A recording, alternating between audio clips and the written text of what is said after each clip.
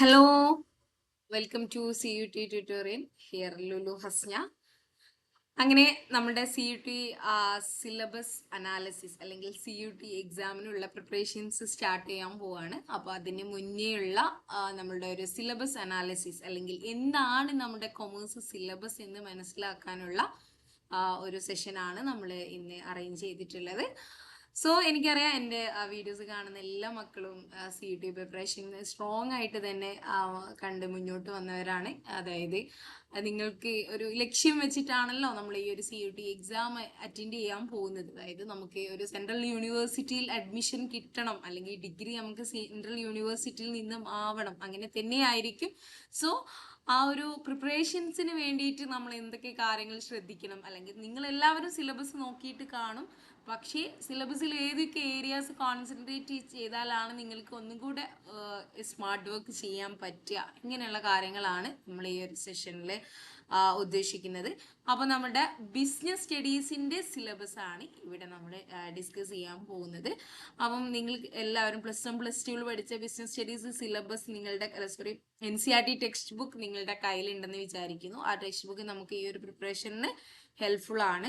So നമുക്ക് മെല്ലെ മെല്ലെ എങ്ങനെയാണ് സിലബസ് അനാലിസിസ് അല്ലെങ്കിൽ എന്തൊക്കെ ഏരിയാസ് ആണ് എന്നുള്ളതിലേക്ക് പോവാം. അതിനു മുമ്പ് ജസ്റ്റ് ഒരു ഇൻട്രൊഡക്ഷൻ ആയിട്ട് നമ്മുടെ ബിസിനസ് സ്റ്റഡീസ് പേപ്പറിന്റെ കോഡ് എന്ന് പറയുന്നത് 305 ആണ് കേട്ടോ. അതൊന്ന് ജസ്റ്റ് ഒന്ന് ഓർത്ത് വെക്കുക. അപ്പോൾ എല്ലാവർക്കും അറിയുന്ന പോലെ തന്നെ CUT എന്ന് പറയുന്നത് എന്താണ്? കോമൺ യൂണിവേഴ്സിറ്റി എൻട്രൻസ് ടെസ്റ്റ് അല്ലേ, ഒരു നാഷണൽ ലെവൽ എൻട്രൻസ് എക്സാം ആണ് അല്ലേ. അതായത് ഒരുപാട് കുട്ടികൾ അറ്റൻഡ് ചെയ്യുന്ന ഒരു എൻട്രൻസ് എക്സാം ആണ്. ഇതിൽ നിന്നും ടോപ്പ് സ്കോറിൽ വരുന്ന കുട്ടികളെ ആയിരിക്കും ഓരോ യൂണിവേഴ്സിറ്റിയിലേക്കും അഡ്മിഷൻ കിട്ടുക. അപ്പം ഞാൻ ക്ലാസ് തുടങ്ങുന്നതിന് മുന്നേ തന്നെ പറയാം, നമുക്കറിയാം ഒരു ഡിഗ്രി എന്ന് പറയുന്നത് നമുക്ക് എവിടുന്ന് വേണമെങ്കിലും ചെയ്യാം. പക്ഷേ സെൻട്രൽ യൂണിവേഴ്സിറ്റിയിൽ നിന്നുമുള്ളൊരു ഡിഗ്രി അല്ലെങ്കിൽ നമുക്ക് അവിടുന്ന് കിട്ടുന്ന ഒരു ഔട്ട്പുട്ട് എന്ന് പറയുന്നത് എന്താണ്? എൻറ്റയർലി ഡിഫറെൻ്റ് ആണ് അല്ലേ. നമ്മുടെ കരിയർ ഗ്രോത്തിനും നമ്മളുടെ പേഴ്സണൽ ഗ്രോത്തിനും ഒക്കെ നമുക്ക് ബിൽഡ് ചെയ്യാൻ പറ്റുന്ന, അല്ലെങ്കിൽ നമുക്ക് ബെസ്റ്റ് ആയിട്ടുള്ള ഒരു സ്പേസ് എന്ന് പറയുന്നതാണ് സെൻട്രൽ യൂണിവേഴ്സിറ്റീസ് എന്ന് പറയുന്നത്. അപ്പം അവിടെ നിങ്ങൾ പോവുകയാണെങ്കിൽ സെൻട്രൽ യൂണിവേഴ്സിറ്റിയിൽ നിങ്ങൾക്ക് അഡ്മിഷൻ കിട്ടുകയാണെങ്കിൽ നിങ്ങളുടെ മുന്നിൽ ഒരുപാട് ഓപ്പർച്യൂണിറ്റീസ് ഉണ്ട്. അപ്പം അഡ്മിഷൻ കിട്ടുക എന്ന് പറയുന്ന കാര്യമൊന്നും അത്ര വലിയ ഡിഫിക്കൽട്ട് ആയിട്ടുള്ള കാര്യമൊന്നും അല്ല കേട്ടോ. നിങ്ങൾക്ക് എല്ലാവർക്കും ചെയ്യാൻ പറ്റുന്ന കാര്യം തന്നെയാണ്. അതുകൊണ്ടാണ് ഞാൻ പറഞ്ഞത് ഈ ബിസിനസ് സ്റ്റഡീസിൽ നിന്നും നിങ്ങൾക്ക് എല്ലാ മാർക്കും നിങ്ങൾക്ക് ഈസി ആയിട്ട് സ്കോർ ചെയ്യാൻ പറ്റും. കാരണം നിങ്ങൾ +1 +2 പഠിച്ച സെയിം കാര്യങ്ങൾ തന്നെയാണ് നമുക്ക് ഇവിടെയും നോക്കാനുള്ളത്. ഓക്കെ, അപ്പോൾ കൊമേഴ്സ് എന്ന സബ്ജക്റ്റിൽ ഏറ്റവും ഇമ്പോർട്ടൻ്റ് ആയിട്ടുള്ള ഒരു സബ്ജക്റ്റ് തന്നെയാണ് ബിസിനസ് സ്റ്റഡീസ് എന്ന് പറയുന്നത്. അപ്പം ഈ ഒരു ബിസിനസ് സ്റ്റഡീസിൽ മെയിൻലി ആയിട്ട് നമുക്ക് മാനേജ്മെന്റ് മുതൽ കൺസ്യൂമർ പ്രൊട്ടക്ഷൻ വരെയുള്ള കാര്യങ്ങളാണ് ഈ ഒരു സിലബസ് കവർ ചെയ്യുന്നത്. അപ്പം നമുക്കറിയാം എന്താണ് മാനേജ്മെന്റ്, കൺസ്യൂമർ പ്രൊട്ടക്ഷൻസ് എന്താണെന്നൊക്കെ നമുക്ക് മെല്ലെ മെല്ലെ ജസ്റ്റ് ഒന്ന് നോക്കിയിട്ട് വരാം കേട്ടോ. ഓക്കെ, അപ്പം നമുക്ക് ഓരോ യൂണിറ്റ്സുകളായിട്ടാണ് ഞാൻ ഇവിടെ കൊടുത്തത്. അപ്പം ഓരോ യൂണിറ്റ്സിൽ നിന്നും എങ്ങനെയാണ് ഇവിടെ സിലബസ് അനാലിസിസ് ചെയ്തത് എന്ന് വെച്ചാൽ ഓരോ യൂണിറ്റിൽ വരുന്ന കാര്യങ്ങൾ നിങ്ങളോട് ടോപ്പിക്സ് പറയുന്നുണ്ട്. അപ്പം അതിൽ നിന്നും ഇമ്പോർട്ടൻസ് ആയിട്ട് നമ്മളുടെ മുന്നേ എക്സാമിന് നമ്മളോട് ചോദിച്ച ഇമ്പോർട്ടൻസ് ആയിട്ടുള്ള കുറച്ച് ക്വസ്റ്റ്യൻസും ഡിസ്കസ് ചെയ്യാം കേട്ടോ.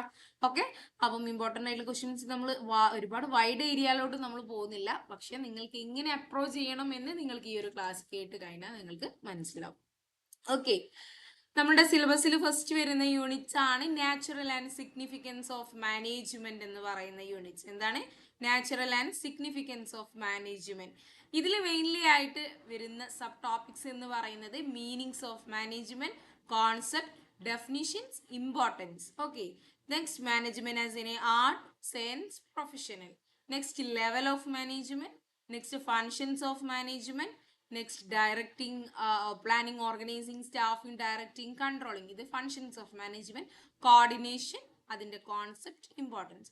ഇത്രയും കാര്യങ്ങളാണ് ഈ ഫസ്റ്റ് യൂണിറ്റ് ആയ നാച്ചുറൽ ആൻഡ് സിഗ്നിഫിക്കൻസ് ഓഫ് മാനേജ്മെന്റിൽ വരുന്നത്. അപ്പോൾ നമ്മൾ +1 പഠിച്ച ഫസ്റ്റ് ചാപ്റ്റർ തന്നെയായിരിക്കുന്നു എന്താണ് മാനേജ്മെന്റ് എന്ന് പറയുന്നത് അല്ലേ. മാനേജ്മെന്റ് പറഞ്ഞാൽ എന്തായിരുന്നു? Getting the things done through by the others എന്ന് പറഞ്ഞ ഡെഫിനിഷൻസ് നിങ്ങൾ എല്ലാവർക്കും അറിയുന്ന കാര്യം തന്നെയായിരിക്കും. അപ്പോൾ ഒരു ടോപ്പിക് എടുക്കുന്ന സമയത്ത് അല്ലെങ്കിൽ ഒരു യൂണിറ്റ് പഠിക്കുന്ന സമയത്ത് അതിൽ പറയുന്ന കോർ ടോപ്പിക് എന്ത്, അപ്പം ഇതിൽ പറയുന്ന മെയിൻ തിങ് എന്താ, മാനേജ്മെന്റ് എന്താണുള്ള കാര്യമാണ്. അപ്പോൾ ഈ മാനേജ്മെന്റ് എന്താണ് ഉള്ള കാര്യത്തിൽ നിങ്ങൾ ആ മാനേജ്മെന്റിനെ കുറിച്ച് നിങ്ങളൊരു ഐഡിയ ക്രിയേറ്റ് ചെയ്യുക എന്നുള്ളതാണ് നിങ്ങൾ ഫസ്റ്റ് ആയിട്ട് ചെയ്യേണ്ട കാര്യം. പിന്നെ അതിൻ്റെ ഡെഫിനിഷനിൽ വരുന്ന കാര്യങ്ങളാണ് മാനേജ്മെന്റ് എന്ന് പറയുന്നത് ഒരു ആർട്ടാണ്, സയൻസ് ആണ്, പ്രൊഫഷൻ ആണ് എന്നുള്ള കാര്യം. പിന്നെ ലെവൽ ഓഫ് മാനേജ്മെന്റിൽ ഉള്ളതാണ് top level, middle, lower level എന്നുള്ളതൊക്കെ. നെക്സ്റ്റ് ഫങ്ഷൻസ് ആണ് planning, organising, staffing, directing, controlling. Coordinations ആണ് കോൺസെപ്റ്റ്, ഇമ്പോർട്ടൻസ്. ഇത്രയും കാര്യങ്ങളാണ് നിങ്ങൾ ഈ ഒരു യൂണിറ്റിൽ ഡിസ്കസ് ചെയ്യേണ്ടത്. ഈ ഒരു യൂണിറ്റിന് വേറൊരു പ്രത്യേകത കൂടി ഉണ്ട്. നമ്മുടെ 2023 നോക്കുകയാണെങ്കിൽ 2023യും 24th ക്വസ്റ്റ്യൻസ് കമ്പയർ ചെയ്ത് നോക്കുന്ന സമയത്ത് ഏറ്റവും കൂടുതൽ ക്വസ്റ്റ്യൻസ് നമുക്ക് മാനേജ്മെന്റ് എന്ന് പറയുന്നത് ഇത് ഫസ്റ്റ് യൂണിറ്റിൽ നമുക്ക് കാണാൻ സാധിച്ചിട്ടുണ്ട്. ഓക്കെ, ഏത് രീതിയിലാണെന്ന് വെച്ചാൽ മാനേജ്മെന്റിന്റെ മീനിങ്സും കോൺസെപ്റ്റും അതിന്റെ ഡെഫിനേഷൻസും, പിന്നെ അതുപോലെ തന്നെ സെക്കൻഡ് തിങ് കണ്ടില്ല, management is art and science എന്ന് പറഞ്ഞത്. അപ്പം ഈ ഒരു കാര്യത്തിനെയൊക്കെ റിലേറ്റ് ചെയ്തിട്ട് നിങ്ങളോട് ചോദിച്ചിട്ടുണ്ട്. ഓക്കെ, അപ്പം ആ ഒരു ബേസിൽ വേണം നിങ്ങൾ ഇതിനെ കാണേണ്ടത്. ഇവിടെ വേറൊരു ക്വസ്റ്റ്യൻസ് ഉണ്ട്. ഞാൻ ഒരുപാട് ക്വസ്റ്റ്യൻസ് ഇവിടെ വെച്ചിട്ടില്ല, പക്ഷെ എങ്ങനെ നമ്മൾ അപ്രോച്ച് ചെയ്യണം, ഒരു യൂണിറ്റിൽ നിന്ന് വരുന്ന ക്വസ്റ്റ്യൻസ് ഏത് രീതിയിലായിരിക്കും എന്നുള്ള കാര്യം. അപ്പോൾ ഒരിക്കലും നിങ്ങളോട് ഡയറക്റ്റ് ആയിട്ട് ചോദിക്കില്ല. ഡയറക്റ്റ് ആയിട്ട് എക്സാമിന് ചോദിക്കാത്ത എന്തുകൊണ്ടാണ്? ഇതൊരു നമ്മളുടെ CUT എന്ന് പറയുന്നത് ഒരു കോമ്പറ്റീറ്റീവ് എക്സാം ആണ് അല്ലേ. നമ്മൾ NCERT, അതായത് നമ്മൾ കോമൺലി നമ്മൾ +1 +2 അറ്റൻഡ് ചെയ്ത എക്സാം എന്നാണെങ്കിൽ ഡയറക്റ്റ് ആയിട്ട് ചോദിക്കും. What is mean by directing, what is mean by controlling, what is mean by management, ഇതൊക്കെ നമുക്ക് ഡയറക്റ്റ് ആയി ചോദിക്കും. പക്ഷേ സെയിം കാര്യം തന്നെയായിരിക്കും ഇവിടെ ഉണ്ടാവുക, പക്ഷെ എന്താണ്, ഒരു ഇൻഡയറക്റ്റ് വേയിലായിരിക്കും നമ്മൾ അപ്രോച്ച് ചെയ്യേണ്ടത്. ഓക്കെ, അപ്പം ഇവിടെ ചോദിച്ചൊരു ക്വസ്റ്റ്യൻസ് ആണ്, വൈ ഈസ് മാനേജ്മെന്റ് ഇമ്പോർട്ടൻറ്റ്, എന്തുകൊണ്ടാണ് മാനേജ്മെന്റ് ഇമ്പോർട്ടൻ്റ് ആയിട്ടുള്ളത് എന്ന കാര്യം. ഓപ്ഷൻസ് ഉണ്ട്. It reduce the work load of employee, it increase the profit for share holders, it help the organisation to achieve the goal of efficiently and effectively, it ensure that employees are happy. ഇതിൽ എന്താ നിങ്ങൾക്ക് മനസ്സിലായത്? ഒരു management എന്ന് പറയുന്ന എന്ത് കാര്യം നമുക്കറിയാം, മാനേജ്മെന്റ് എന്താണെന്ന് നമുക്കറിയാം. അപ്പോൾ അത് എന്തുകൊണ്ടാണ് ഇമ്പോർട്ടന്റ് എന്നാണ് ചോദിച്ചത്. അതായത് ഒരു എംപ്ലോയിയുടെ വർക്ക് ലോഡ് നമുക്ക് കുറയ്ക്കുക, അതായത് ഹെവി വർക്ക് ലോഡ് കുറയ്ക്കാൻ പറ്റും. അതുപോലെ തന്നെ നമുക്ക് പ്രോഫിറ്റ്, ബിസിനസ് ഓർഗനൈസേഷന്റെ പ്രോഫിറ്റ് ഇൻക്രീസ് ചെയ്യുക, നമുക്ക് ഗോൾ നല്ല രീതിയിൽ അച്ചീവ് ചെയ്യാൻ പറ്റും. അതുപോലെ തന്നെ എംപ്ലോയീസിനെ ഹാപ്പി ആക്കുക എന്നുള്ള കാര്യം. അപ്പം ഇവിടെ എല്ലാ ഓപ്ഷൻസും, നിങ്ങളൊരു കാര്യം ശ്രദ്ധിക്കണേ, ഇവിടെ എല്ലാ ഓപ്ഷൻസും നമുക്ക് എന്താണ് റൈറ്റ് ആണ് എന്നുള്ളൊരു കാര്യം നമുക്ക് നമുക്ക് തോന്നുന്നുണ്ട് അല്ലേ. ഫസ്റ്റ് ഓപ്ഷൻ കറക്റ്റ് ആണ്, സെക്കൻഡ്, തേർഡ്, ഫോർത്ത് ഒക്കെ സെയിം ആണ് എന്ന് തോന്നുന്നുണ്ട്. പക്ഷെ ഇങ്ങനെ ഒരു ക്വസ്റ്റ്യൻസ് എടുക്കുന്ന സമയത്ത് നമ്മൾ ആൻസർ ചെയ്യുന്നത് ഏറ്റവും ഒപ്റ്റിമൈസ് അല്ലെങ്കിൽ ഏറ്റവും അൾട്ടിമേറ്റ് ആയിട്ടുള്ള ആൻസർ ആണ് നമ്മൾ കൊടുക്കേണ്ടത്. അപ്പൊ ഇവിടെ ഒരു ഗോൾ അച്ചീവ് ചെയ്യുക എന്നുള്ള കാര്യത്തിൽ എന്തൊക്കെ പെടും? ഇത് ഇൻക്രീസ് ദ പ്രോഫിറ്റ്, ഷെയർ ഹോൾഡേഴ്സിന്റെ പ്രോഫിറ്റും ഇൻക്ലൂഡഡ് ആണ്, എംപ്ലോയീസ് ഹാപ്പി ആണ്, work load of employee reduce ചെയ്യുക. ഇതൊക്കെ നമുക്ക് ഏതൊരു സെന്റൻസിൽ സാധിക്കും? ഈ ഒരു സെന്റൻസിൽ നമുക്ക് ആൻസർ ചെയ്യാം അല്ലേ. സോ ഇതിന്റെ റൈറ്റ് ആൻസർ എന്ന് പറയുന്നത് എന്താണ്? ഓപ്ഷൻ സി ആണ്. ഓക്കെ, ഓപ്ഷൻ സി ആണ് ഇതിന്റെ റൈറ്റ് ആൻസർ എന്ന് പറയുന്നത്. It help the organisation achieve there goal efficiently and effectively. Okay, അപ്പം നമുക്ക് ഒരുപാട് ഈ ക്വസ്റ്റ്യൻസുകൾ ഇങ്ങനെ പ്രാക്ടീസ് ചെയ്യുന്ന സമയത്ത് ഒരുപാട് കാര്യങ്ങൾ നമുക്ക് എന്ത് ചെയ്യുന്നുണ്ടാവും, മനസ്സിലാവും കേട്ടോ. ഇനി നമുക്ക് നെക്സ്റ്റ് ക്വസ്റ്റ്യനിലോട്ട് നീങ്ങാം. Next question is, management is always work by keeping any end result or aim of the organization. All the activities of managers are directed towards the end result. From the above statement, identify the features of management. ഇവിടെ നിങ്ങൾക്ക് ഇവിടെ ഒരു കാര്യം ശ്രദ്ധിച്ചോ നിങ്ങൾ? ഇവിടെ ഒരു എന്താ പറയുക, ഒരു സെന്റൻസ് തന്നിട്ടുണ്ട്. ആ സെന്റൻസിൽ നിന്ന് നമ്മൾ വായിച്ചിട്ട് മനസ്സിലാക്കണം ഈ താഴെ കൊടുത്ത സ്റ്റേറ്റ്മെന്റിലുള്ള ഏത് ഫീച്ചേഴ്സ് ആണ് എന്നുള്ള കാര്യം. എന്താ ഇവിടെ പറഞ്ഞത്? Management always work by keeping an end result. അതായത് ഒരു മാനേജ്മെന്റ് എപ്പോഴും വർക്ക് ചെയ്യുന്നത് നമുക്കൊരു എൻഡ് റിസൾട്ട് കിട്ടാൻ വേണ്ടിയിട്ടാണ്. അതാണ് നമ്മുടെ ഒരു ഓർഗനൈസേഷന്റെ എയിം എന്ന് പറയുന്നത്. അതിന് വേണ്ടിയിട്ടാണ് എല്ലാ മാനേജേഴ്സും വർക്ക് ചെയ്യുന്നത്. അതായത് എല്ലാ മാനേജേഴ്സും അവരുടെ എംപ്ലോയീസിനെ അല്ലെങ്കിൽ അവിടെയുള്ള വർക്കേഴ്സിനെ ഡയറക്റ്റ് ചെയ്യുന്നത് ആ എൻറ്റയർ റിസൾട്ടിന് വേണ്ടിയിട്ടാണ് എന്നുള്ള കാര്യം. അത് ഏത് സ്റ്റേറ്റ്മെന്റുമായിട്ട് റിലേറ്റഡ് ആണ് ഉള്ളത് കാര്യമാണ് ചോദിച്ചത്. Options are management is multi-dimension. Second option, management is continuous. Third option is that management is intangible. Fourth option is management is goal-oriented process. അപ്പോൾ ഇതിന്റെ റൈറ്റ് ആൻസർ എന്ന് പറയുന്നത് ഏതാണ്? ഓപ്ഷൻ 4 ആണ് അല്ലേ. മാനേജ്മെന്റ് എന്ന് പറയുന്നത് ഒരു ഗോൾ ഓറിയന്റഡ് പ്രോസസ്സാണ്. അതായത് നമുക്കൊരു ലക്ഷ്യമുണ്ട്. അതായത് ഒരു ബിസിനസ് ഓർഗനൈസേഷൻ ആയിരിക്കോട്ടെ, അവർക്കൊരു ലക്ഷ്യമുണ്ട് അല്ലെ. ഇപ്പൊ നമുക്ക് തന്നെ നമ്മുടെ അൾട്ടിമേറ്റ് ആയിട്ടുള്ള പ്ലാൻ എന്താ? നമുക്ക് CUT എക്സാം അച്ചീവ് ചെയ്യണം, അല്ലെങ്കിൽ എൻട്രൻസ് പാസ് ആവണം എന്നുള്ള കാര്യം. അതിന് വേണ്ടിയിട്ടാണ് നമ്മൾ ഒരുപാട് ക്വസ്റ്റ്യൻസ് എടുക്കുന്നു, സോൾവ് ചെയ്യുന്നു, നമ്മൾ ഒരുപാട് ക്ലാസ്സസ് കേൾക്കുന്നു, ഇങ്ങനെയുള്ള കാര്യങ്ങളൊക്കെ ചെയ്യുന്നു. അപ്പൊ നമുക്കൊരു ഗോൾ ഉണ്ട് അല്ലെ. അതുപോലെ തന്നെ മാനേജ്മെന്റിന് ഒരു ഗോൾ ഉണ്ടാവും. ആ ഒരു ഗോളിലേക്ക് വേണ്ടിയിട്ടാണ് എല്ലാവരും, ഡയറക്ടേഴ്സ് ആയിരിക്കോട്ടെ, മാനേജേഴ്സ് ആയിരിക്കോട്ടെ, എംപ്ലോയീസ് ആയിരിക്കോട്ടെ, അവരൊക്കെ ആ ഒരു എയിം അച്ചീവ് ചെയ്യാൻ വേണ്ടിയിട്ടാണ് വർക്ക് ചെയ്യുന്നത് അല്ലെ. അപ്പൊ ഇതിന്റെ റൈറ്റ് ആൻസർ ഓപ്ഷൻ ഏതാ? Option 4, management is goal oriented process. Okay ആണോ? അപ്പൊ ആൻസർ ഓപ്ഷൻ 4 ആണ് കേട്ടോ അതിന്റെ റൈറ്റ് ആൻസർ എന്ന് പറയുന്നത്. നെക്സ്റ്റ് നമുക്ക് നോക്കാനുള്ളത് പ്രിൻസിപ്പിൾസ് ഓഫ് മാനേജ്മെന്റ് ആണ്. പ്രിൻസിപ്പിൾസ് ഓഫ് മാനേജ്മെന്റ് എന്ന് പറയുന്നത് നെക്സ്റ്റ് യൂണിറ്റ് ആണ്. പ്രിൻസിപ്പിൾസ് ഓഫ് മാനേജ്മെന്റ് എന്ന് പറയുന്നത്, ഈ ഒരു പ്രിൻസിപ്പിൾസിൽ നമുക്ക് ഇമ്പോർട്ടന്റ് ആയിട്ട് അറിയേണ്ട കാര്യം എന്ന് പറഞ്ഞാൽ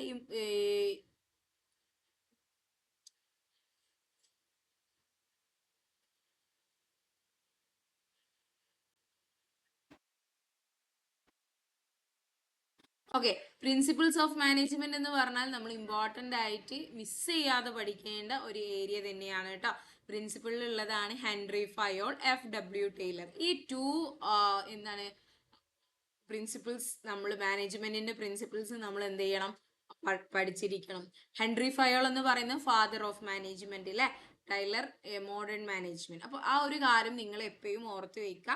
അതിന്റെ പിന്നെ എന്തൊരു ടോപ്പിക് പഠിക്കുകയാണെങ്കിൽ അതിന്റെ മീനിങ്ങും നാച്ചറും സിഗ്നിഫിക്കൻസും നിങ്ങൾ നോട്ട് ചെയ്യുക. അപ്പൊ ഒരു ടോപ്പിക് പഠിക്കുന്ന സമയത്ത് അതിന്റെ ചെറിയ ഷോർട്ട് നോട്ട് നിങ്ങൾ പ്രിപ്പയർ ചെയ്യുക, അത് നിങ്ങൾ കീപ്പ് ചെയ്യുക. ഓക്കെ, പിന്നെ ആ ഒരു ഷോർട്ട് നോട്ട് കീപ്പ് ചെയ്തിട്ടുള്ള അതിന്റെ ബേസിലുള്ള ക്വസ്റ്റ്യൻസും കാര്യങ്ങളും ആണ് നിങ്ങൾ സോൾവ് ചെയ്യുന്നത്. അപ്പോൾ ഒരു കോൺസെപ്റ്റ് നിങ്ങളോട് ചോദിച്ചു കഴിഞ്ഞാൽ, അപ്പോൾ ഫോർ എക്സാമ്പിൾ നമുക്ക് നോക്കാം. ഇവിടെ ചോദിച്ചൊരു ക്വസ്റ്റ്യൻസ് ആണ്, identify the principles of management where Taylor pointed the introduction of method of scientific enquiry in to the domain of management practice. അപ്പൊ ഇങ്ങനെ ഒരു ക്വസ്റ്റ്യൻ ചോദിച്ചു കഴിഞ്ഞാൽ ആദ്യം നമുക്ക് അറിയേണ്ടത് ടൈലർ ആണ്. FW ടൈലർ ആരാണുള്ള കാര്യം നമുക്ക് അറിയണം അല്ലെ. അപ്പം FW ടൈലറിനെ കുറിച്ചുള്ള ഒരു ചെറിയൊരു ഷോർട്ട് നോട്ട് നിങ്ങൾ എന്ത് ചെയ്യണം? കീപ്പ് ചെയ്യണം. അതിന് റിലേറ്റ് ചെയ്തിട്ടുള്ള ക്വസ്റ്റ്യൻസ് വരുന്ന സമയത്ത് നിങ്ങൾ അതൊന്ന് ജസ്റ്റ് നോക്കുക. എന്നിട്ട് അത് ക്വസ്റ്റ്യൻസ് നിങ്ങൾ എന്ത് ചെയ്യുക? ക്വസ്റ്റ്യൻസ് നിങ്ങൾ അറ്റൻഡ് ചെയ്യുക കേട്ടോ. ആ രീതിയിൽ നിങ്ങൾ പ്രിപ്പറേഷൻസ് സ്റ്റാർട്ട് ചെയ്യുകയാണെങ്കിൽ എന്തായാലും നിങ്ങൾക്ക് നല്ലൊരു റിസൾട്ട് നിങ്ങൾക്ക് കാണാൻ പറ്റും കേട്ടോ. അപ്പം ഈ ഒരു ക്വസ്റ്റ്യൻസിൽ എന്താണ് ചോദിച്ചു ചോദിച്ചാൽ അതിന് ഓപ്ഷൻസ് ആണ്: science not rule of thumb, harmony not deposit, cooperation not individualism, development of each and every person to the greatest efficiency and prosperity. Henri Fayol എന്ന് പറയുന്നത് നമുക്കറിയാം മോഡേൺ ഫാദർ, അതായത് FW ടൈലർ എന്ന് പറയുന്ന പ്രിൻസിപ്പിൾസ് ഓഫ് മാനേജ്മെന്റിൽ അദ്ദേഹം ഒരുപാട് principles എന്ത് ചെയ്തിട്ടുണ്ട്? ഇംപ്ലിമെന്റ് ചെയ്തിട്ടുണ്ട്. അതിലാണ് റൂൾ ഓഫ് തമ്പ് മെത്തേഡ് ഒക്കെ ഉള്ളത്. അപ്പം ഇതിന്റെ റൈറ്റ് ആൻസർ, അല്ലെങ്കിൽ ഇവിടെ എന്താ ചോദിച്ചെന്ന് വെച്ചാൽ identify the principle of management Taylor point out the introduction method of scientific enquiry in to the, അതായത് സയന്റിഫിക് എൻക്വയറി എന്ന് പറഞ്ഞൊരു മെത്തേഡ് FW ടൈലർ ഇൻട്രൊഡ്യൂസ് ചെയ്തത് ഏത് മാനേജ്മെന്റ് പ്രാക്ടീസിലാണ് എന്നാണ് ചോദിച്ചത്. അതിനുള്ള ഓപ്ഷൻസ് ആണ് science not rule of thumb എന്ന് പറയുന്ന ഓപ്ഷൻസ്. ഫസ്റ്റ് ഓപ്ഷൻസ് കേട്ടോ, science not rule of thumb എന്ന് പറഞ്ഞ കാര്യം. അപ്പൊ ഇവിടെ എന്താ? Taylor principle of science not rule of thumb emphasizes that use of scientific method to analyze and solve management problem rather than traditional. അപ്പം FW Taylor പറയാണ് ഒരു ബിസിനസ് മാനേജ്മെന്റ് അല്ലെങ്കിൽ മാനേജ്മെന്റിൽ എന്തൊരു പ്രോബ്ലം വന്നു കഴിഞ്ഞാലും അതിനൊരു ട്രഡീഷണൽ വേയിൽ സോൾവ് ചെയ്യാതെ നമ്മൾ എന്ത് ചെയ്യണം? ഒരു മോഡേൺ അപ്രോച്ചസ് അപ്ലൈ ചെയ്തിട്ട് വേണം നമ്മൾ അതിനെ എന്ത് ചെയ്യുക? സോൾവ് ചെയ്യുക എന്നുള്ളത് പറയുന്നത്. അതാണ് നോട്ട് റൂൾ ഓഫ് തം മെത്തേഡ് എന്ന് പറയാൻ കാരണം കേട്ടോ. അപ്പോൾ ഓപ്ഷൻസ് 1 ആണ് ഇതിന്റെ റൈറ്റ് ആൻസർ എന്ന് പറയുന്നത്.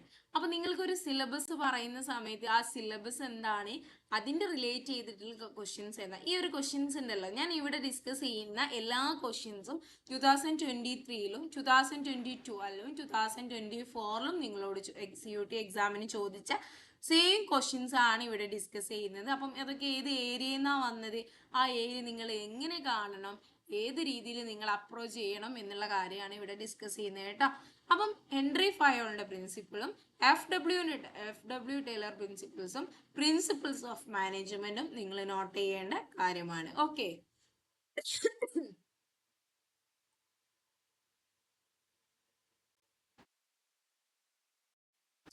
Okay, next question ആണ് the aim of which technique is given by F.W. Taylor is to reduce the given line or product to fixed type, size and characteristics. ഇത് 2023 ചോദിച്ചൊരു എക്സാമിന് ചോദിച്ചൊരു ക്വസ്റ്റ്യൻ ആണ് കേട്ടോ. Method study time options are method study option, second option time, third standardisation of work, fourth one is functional formation.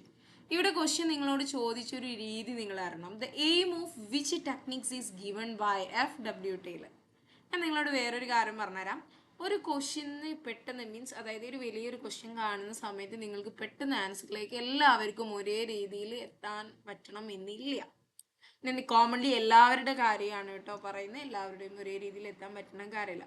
അപ്പം നിങ്ങൾ എന്ത് ചെയ്യാം, ക്വസ്റ്റ്യൻസിനെ ഒന്നും കൂടെ ബ്രേക്ക് ചെയ്തിട്ട് നിങ്ങൾ കാണാൻ പഠിക്കണം. അതായത് ഇവിടെ ചോദിച്ചത് aim of which techniques given by F.W. Taylor. F.W. Taylor കുറച്ച് ടെക്നിക്സുകൾ പറഞ്ഞിട്ടുണ്ട് എന്നുള്ള കാര്യം നമുക്ക് മുന്നേ തന്നെ നമുക്ക് എന്ത് ആവണം, ഓർമ്മ വേണം അല്ലേ. അപ്പോൾ നമ്മൾ എന്ത് ചെയ്യണം, നമ്മളൊരു നോട്ട് പ്രിപ്പയർ ചെയ്യുന്ന സമയത്ത് F.W. ടൈലർ ആരാണ്, അദ്ദേഹം പറഞ്ഞ ടെക്നിക്സ് പ്രിൻസിപ്പിൾസ് എന്താണെന്ന് നമ്മൾ പ്രോപ്പറായിട്ട് മെൻഷൻ ചെയ്തിരിക്കണം. എന്നിട്ട് അതിൽ പറഞ്ഞ കാര്യമാണ് to reduce the given line of product or fixed type, size and characteristics. അതായത് ടു റെഡ്യൂസ്, അതായത് ഒരു പ്രോഡക്റ്റിൻ്റെ സൈസ്, ലൈൻസ്, ഇങ്ങനെ കാര്യങ്ങളൊക്കെ റെഡ്യൂസ് ചെയ്യുന്നത്, അതായത് അവരുടെ വർക്കുകൾ എത്രത്തോളം ഈസി ആക്കാൻ പറ്റണം എന്ന് ഏത് ടെക്നിക്കാണ് പറഞ്ഞത് എന്നാണ് പറഞ്ഞത്. അത് മീൻസ് ഏത് ടെക്നിക്കാണ് പറഞ്ഞത്, അതിൽ ഏത് ടെക്നിക്സ് ആണ് ഇവിടെ താഴെ കുറച്ച് ടെക്നിക്സ് കൊടുത്തിട്ടുണ്ട്, അതിലേതാണ് എന്നുള്ളതാണ്. Options method, option second time study, third one is standardisation of work, fourth one is functional formation. അപ്പോൾ ഇവിടെ ഉള്ളത് തേർഡ് സ്റ്റാൻഡർഡൈസേഷൻ ഓഫ് വർക്ക് ആണ് ഇതിൻ്റെ റൈറ്റ് ആൻസർ എന്ന് പറയുന്നത്. അപ്പോൾ നിങ്ങൾ ഓരോ ടെക്നിക്കുകൾ നോക്കുന്ന സമയത്ത് നിങ്ങൾ ഡീപ്പായിട്ട് തന്നെ ഓരോ കാര്യങ്ങൾ നോക്കുക കേട്ടോ.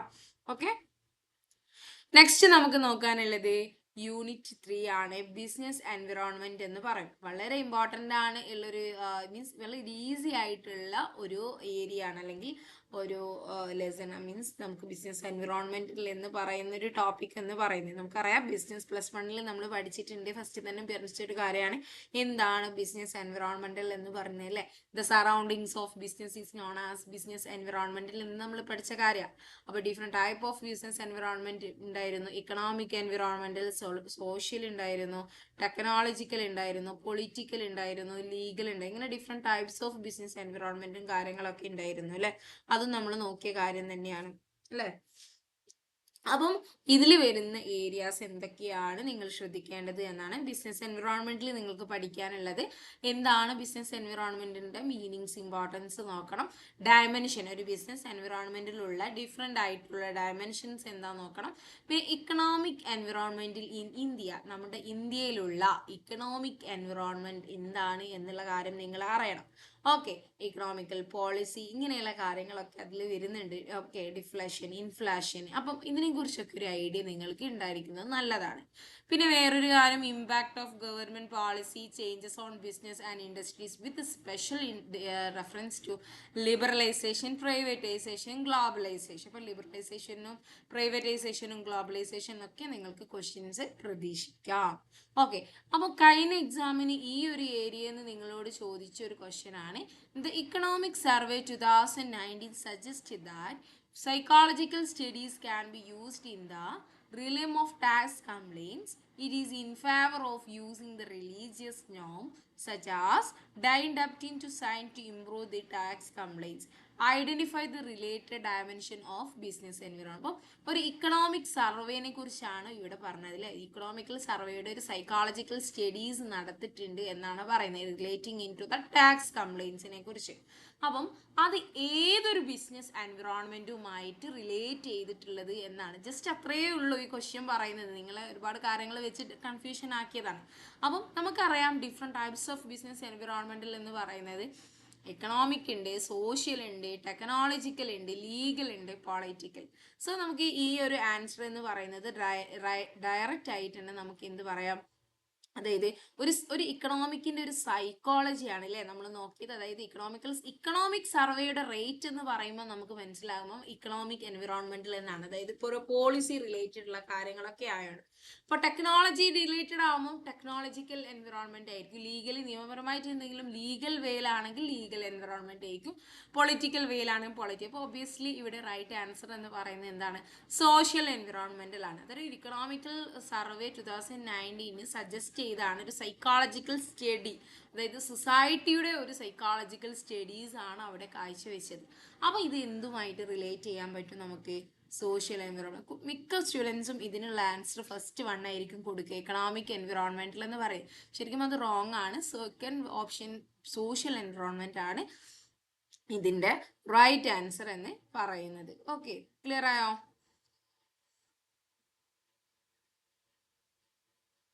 ഓക്കെ, അപ്പം ഈ ഒരു രീതിയിലായിരിക്കും ഈ ഒരു ബിസിനസ് എൻവിറോൺമെന്റിൽ നിങ്ങളോട് ക്വസ്റ്റ്യൻ ചോദിക്കാം. ഒരു ഇൻസിഡന്റ് നിങ്ങൾക്ക് തരും. ആ ഒരു ഇൻസിഡന്റുമായിട്ട് ഏത് എൻവിറോൺമെന്റുമായിട്ട് റിലേറ്റ് ചെയ്തിട്ടുള്ളത് എന്നായിരിക്കും. ഇപ്പൊ ഡയറക്റ്റ് ആയിട്ട് നിങ്ങളോട് എക്കണോമിക് എന്താ, സോഷ്യൽ എന്താ, ടെക്നോളജിക്കൽ എന്താ, ലീഗൽ എന്താ, പൊളിറ്റിക്കൽ എന്താ എന്ന് ചോദിച്ചാൽ നിങ്ങൾക്ക് ആൻസർ ചെയ്യാം. പക്ഷേ നമുക്കൊരു ഇൻസിഡന്റ് തന്നിട്ട് അതിനെ കണക്ട് ചെയ്യുന്ന രീതിയിലാണ് ഇവിടെ ചോദിക്കുന്നത് കേട്ടോ. ഓക്കെ, അപ്പം അത് മീൻസ് ഓക്കെ അല്ലേ ആ ഒരു ക്വസ്റ്റ്യൻ എന്ന് പറയുന്നത്? ഓക്കെ, നെക്സ്റ്റ് യൂണിറ്റിലോട്ടാണ് നമ്മൾ പോകുന്നത്. പ്ലാനിങ് എന്ന് പറയും കേട്ടോ. നെക്സ്റ്റ് ഫങ്ഷൻസ് ഓഫ് മാനേജ്മെന്റ് എന്ന് പറഞ്ഞ് നെക്സ്റ്റ് പ്ലാനിങ്ങിലേട്ടാണ് നോക്കാനുള്ളത്. പ്ലാനിങ് എന്ന് പറയുന്നത് നമുക്ക് എല്ലാവർക്കും ഈസി ആയിട്ടുള്ള ഒരു കാര്യം. ഡെഫിനിഷൻസും അതിന്റെ ഒബ്ജക്റ്റും കാര്യങ്ങളൊക്കെ എല്ലാവർക്കും അറിയുന്നതായിരിക്കും. അതൊന്ന് നോട്ട് ചെയ്ത് വെക്കണം. പിന്നെ ടൈപ്പ് ഓഫ് പ്ലാൻ ഉണ്ട് കേട്ടോ, അതൊന്ന് നോക്കാം കേട്ടോ. എന്തൊക്കെ ടൈപ്സ് ഓഫ് പ്ലാനുകളാണ് ഉള്ളത്? ആക്റ്റീവ് പ്ലാൻസ്, സ്ട്രാറ്റജിക് പ്ലാൻസ്, ഇങ്ങനെ middle term plans, long plan, short plans, ഇങ്ങനെ ഡിഫറെന്റ് ടൈപ്സ് ഓഫ് പ്ലാൻസുകളൊക്കെ ഉണ്ട്. അതൊന്ന് നോക്കി വെക്കുക. Next strategic planning, tactic, operational planning. ഇതാണ് ഈ സ്ട്രാറ്റജിക് എന്ന് പറയുന്നതാണ് ലോങ് ടേം പ്ലാൻ. ടാക്ടിക്കൽ എന്ന് പറയുന്നത് ചെറിയ ഒബ്ജക്റ്റ്, ചെറിയ നമ്മൾ പെട്ടെന്ന് തന്നെ നമുക്ക് എന്തെങ്കിലും കാര്യങ്ങൾ അച്ചീവ് ചെയ്യണം, അല്ലെങ്കിൽ ഷോർട്ട് പീരീഡിൽ നമുക്ക് അച്ചീവ് ചെയ്യണം, അങ്ങനെയൊക്കെ നമ്മൾ ഒരു പ്ലാൻ ഫിക്സ് ചെയ്യുകയാണെങ്കിൽ അതിനെയാണ് ടാക്ടിക് പ്ലാൻ എന്ന് പറയാം. ഫോർ എക്സാമ്പിൾ നിങ്ങൾ ഇപ്പോൾ പറയുകയാണ് ഞാൻ ഈ ഒരു യൂണിറ്റ് പെട്ടെന്ന് ഞാൻ എക്സാമ്പിൾ കണക്ട് ചെയ്ത് നിങ്ങൾക്ക് സിലബസ് അനലൈസ് ചെയ്ത് തരികയാണ് കേട്ടോ. അപ്പോൾ നിങ്ങൾ ഇപ്പോൾ പറയുകയാണെങ്കിൽ ഞാൻ ഇപ്പോൾ ഈ ഒരു ഇന്നൊരു വിത്തിൻ 2 hours ഞാൻ ഈ ഒരു ഫസ്റ്റ് യൂണിറ്റ് ഞാൻ കവർ ചെയ്യും. അത് നിങ്ങളുടെ ഒരു ഷോർട്ട് ഒബ്ജക്റ്റീവ് ആണ്, പെട്ടെന്ന് നിങ്ങൾ കംപ്ലീറ്റ് ചെയ്യുന്നുള്ളത്.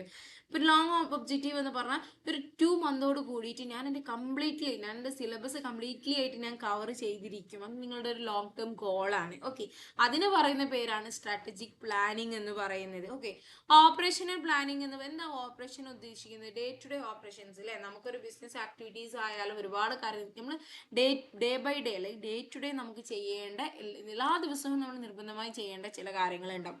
അതിനെയാണ് ഓപ്പറേഷൻസ് എന്ന് പറയുന്നത്.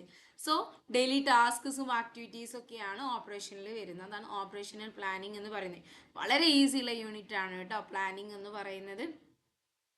സോ അതിൽ നിന്നും നിങ്ങളോട് ചോദിച്ചൊരു ക്വസ്റ്റ്യൻസ് ആണ്. ഈ പ്ലാനിങ് നോക്കുന്ന സമയത്ത് അതിൻ്റെ ഒരു സ്റ്റെപ്സുകളും നിങ്ങൾ ഫോളോ ചെയ്യുക കേട്ടോ. എന്ത് ഫങ്ഷൻസ് ഓഫ് മാനേജ്മെന്റ് നോക്കുന്ന സമയത്തും സ്റ്റെപ്സുകൾ എന്തൊക്കെയാണ് എന്ന് നിങ്ങൾ അറിയണം. അപ്പോൾ ഇവിടെ നിങ്ങളോട് ഒരു ക്വസ്റ്റ്യൻ ചോദിച്ചിട്ടുണ്ട്. Identify the correct sequence of step under the planning function. Option A setting the objective, option B identify the alternative course of action, option C developing the premises, option D evaluating the alternative course of A action. അപ്പം ഇവിടെ എന്തായിരിക്കും first നിങ്ങൾക്ക് എല്ലാവർക്കും answer ചെയ്യാൻ പറ്റും. എന്താണ് first thing? Setting the objective ആണല്ലേ. ഒരു പ്ലാൻ ചെയ്യുന്ന സമയത്ത് ആദ്യം തന്നെ നമ്മൾ ചെയ്യേണ്ട കാര്യം ഒരു ഒബ്ജക്റ്റ് സെറ്റ് ചെയ്യുക എന്നുള്ള കാര്യമാണ്. അപ്പം first thing is that setting the objective എന്ന് പറഞ്ഞ കാര്യം. നെക്സ്റ്റ് സെക്കൻഡ് തിങ് ആണ് എന്താണ് നെക്സ്റ്റ് സെക്കൻഡ് തിങ്സ് എന്ന് പറയുന്നത് എന്തായിരിക്കും? നെക്സ്റ്റ് നമ്മുടെ സ്റ്റെപ്പ് എന്ന് പറയുന്നത് എന്തായിരിക്കും? ഒരു കാര്യം നമ്മൾ സെറ്റ് ചെയ്ത് കഴിഞ്ഞാൽ അല്ലെങ്കിൽ ഒരു ഒബ്ജക്റ്റ് സെറ്റ് ചെയ്യാൻ കഴിഞ്ഞാൽ അത് അച്ചീവ് ചെയ്യാൻ നമുക്ക് എന്ത് ചെയ്യണം? ചില പ്രിമൈസസുകൾ ഡെവലപ്പ് ചെയ്യണം അല്ലേ. അപ്പം ഓപ്ഷൻ സി ആണ് സെക്കൻഡ് ഓപ്ഷൻ എന്ന് പറയുന്നത്, ഡെവലപ്പിംഗ് ദ പ്രിമൈസസ് എന്ന് പറയുന്നത്. ആ പ്രിമൈസസ് ഡെവലപ്പ് ചെയ്ത് കഴിഞ്ഞാൽ ഡിഫറെൻ്റ് ആയിട്ടുള്ള കോഴ്സ് ഓഫ് ആക്ഷൻസുകൾ ഉണ്ടാകും. അത് ഐഡന്റിഫൈ ചെയ്യുക എന്നുള്ളതാണ് തേർഡ് ബി എന്ന് പറയുന്നത്. നെക്സ്റ്റ് ലാസ്റ്റ് ഉള്ളത് ഇവാലുവേറ്റ്, നമ്മൾ ഐഡന്റിഫൈ ചെയ്തതുമായിട്ട് ഇവാലുവേറ്റ് ചെയ്തിട്ട് ബെസ്റ്റ് ആയിട്ടുള്ള ഒരു കോഴ്സ് ഓഫ് ആക്ഷൻ സെലക്ട് ചെയ്യുക എന്നുള്ള കാര്യം. Last one is option D. അപ്പോൾ ഇവിടെ ചോദിച്ചതിൻ്റെ റൈറ്റ് ആൻസർ എന്ന് പറയുന്നത് എന്താണ്? ഓപ്ഷൻ സെക്കൻഡ് ആണ്, എ, സി, BD എന്ന് പറഞ്ഞിട്ടുള്ള അതാണ് റൈറ്റ് ഓപ്ഷൻ എന്ന് പറയുന്നത്. ഓക്കെ, ക്ലിയർ ആയോ ഈ ഒരു ക്വസ്റ്റ്യൻസ് എങ്ങനെയാണ് മനസ്സിലാക്കേണ്ടത് എന്നുള്ള കാര്യം? അപ്പം ഇതാണ് നമ്മുടെ പ്ലാനിങ് എന്ന് പറഞ്ഞ ഒരു ഏരിയയിൽ നിങ്ങൾ നോക്കേണ്ടത് കേട്ടോ. അപ്പൊ പ്ലാനിങ് എന്ന് പറയുന്നതൊക്കെ നിങ്ങൾക്ക് എന്തായാലും ഇപ്പൊ ഈ ഒരു കാര്യം നിങ്ങൾ നിർബന്ധമായിട്ടും നിങ്ങൾ എന്ത് ചെയ്യണം, പഠിച്ചിരിക്കുക കേട്ടോ. ഇത് പ്ലാനിങ്ങിന്റെ ഡെഫിനിഷൻസ് എന്താണ്, അതിന്റെ ടൈപ്സ് എന്താണ്, സ്ട്രാറ്റജിക് പ്ലാനിങ് എന്താണ്, ടാക്ടിക്കൽ പ്ലാനിങ് എന്താണ്, ഓപ്പറേഷൻ പ്ലാനിങ് ആണ് എന്നുള്ള കാര്യം. പിന്നെ വേറൊരു കാര്യം, ഇപ്പൊ നിങ്ങൾ ഇപ്പം +1 +2 നിങ്ങൾ ഇപ്പൊ നിങ്ങളുടെ അല്ലാത്ത എക്സാം ഉണ്ടാവും, മീൻസ് നിങ്ങൾക്ക് CUT പ്രിപ്പറേഷൻസ് ഉണ്ടാവും. അപ്പൊ രണ്ടും കൂടെ നിങ്ങൾ വെറീഡ് ആയിട്ട് ഇരിക്കുന്ന ടൈം ആയിരിക്കും അല്ലെ. പക്ഷെ നിങ്ങളൊന്നും പേടിക്കേണ്ട. നിങ്ങൾ എന്ത് ചെയ്യുന്നത് വെച്ചാൽ നിങ്ങൾ ഈ ഒരു CUT എക്സാം നിങ്ങൾ കോൺസെൻട്രേറ്റ് ചെയ്തുകൊണ്ട് നിങ്ങൾ മറ്റേ എക്സാം എഴുതുന്ന സമയത്ത് നിങ്ങൾ എന്താണ് മറ്റേ എക്സാമിൽ നിങ്ങൾക്ക് ബെസ്റ്റ് മാർക്ക് നിങ്ങൾക്ക് വാങ്ങാൻ പറ്റും. അത് എന്തായാലും ഷുവറാണ്. കാരണം ഇതിനു വേണ്ടി നിങ്ങൾ ചെറിയൊരു ഷോർട്ട് നോട്ട് പ്രിപ്പയർ ചെയ്ത് വെക്കുക. ആ ഷോർട്ട് നോട്ട് തന്നെ നമുക്ക് നമ്മുടെ എക്സാമിന് നമുക്ക് യൂസ് ചെയ്യാൻ പറ്റും. ഓക്കെ, അപ്പം ബിസിനസ് സ്റ്റഡീസിന്റെ കേസ് മാത്രമല്ല ഞാൻ പറയുന്നത്, അക്കൗണ്ടൻസിയുടെ കേസും അങ്ങനെ തന്നെയാണ് കേട്ടോ. അപ്പൊ നിങ്ങളൊരു നോട്ട് പ്രിപ്പയർ ചെയ്യുക എന്നുള്ളത് മസ്റ്റ് ആയിട്ടുള്ള കാര്യമാണ്. അത് വെച്ചിട്ട് എന്ത് ചെയ്യാം, ഓരോ ക്വസ്റ്റ്യൻസും എന്ത് ചെയ്യാം, അറ്റൻഡ് ചെയ്യാം. ഓക്കെ,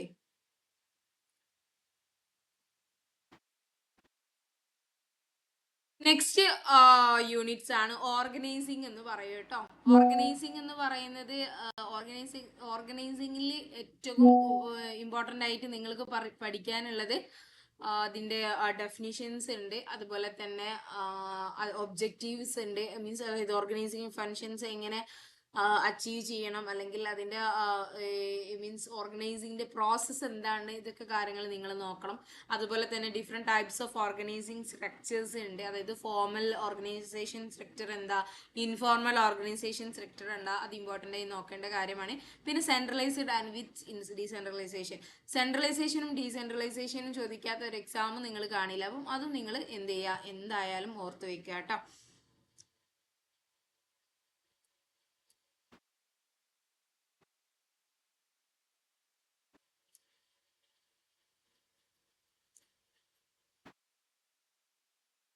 ഓക്കെ, അപ്പം ഇവിടെ ഒരു ക്വസ്റ്റ്യൻ കൊടുത്തിട്ടുണ്ട്. Identify the correct sequence of organising functions of management.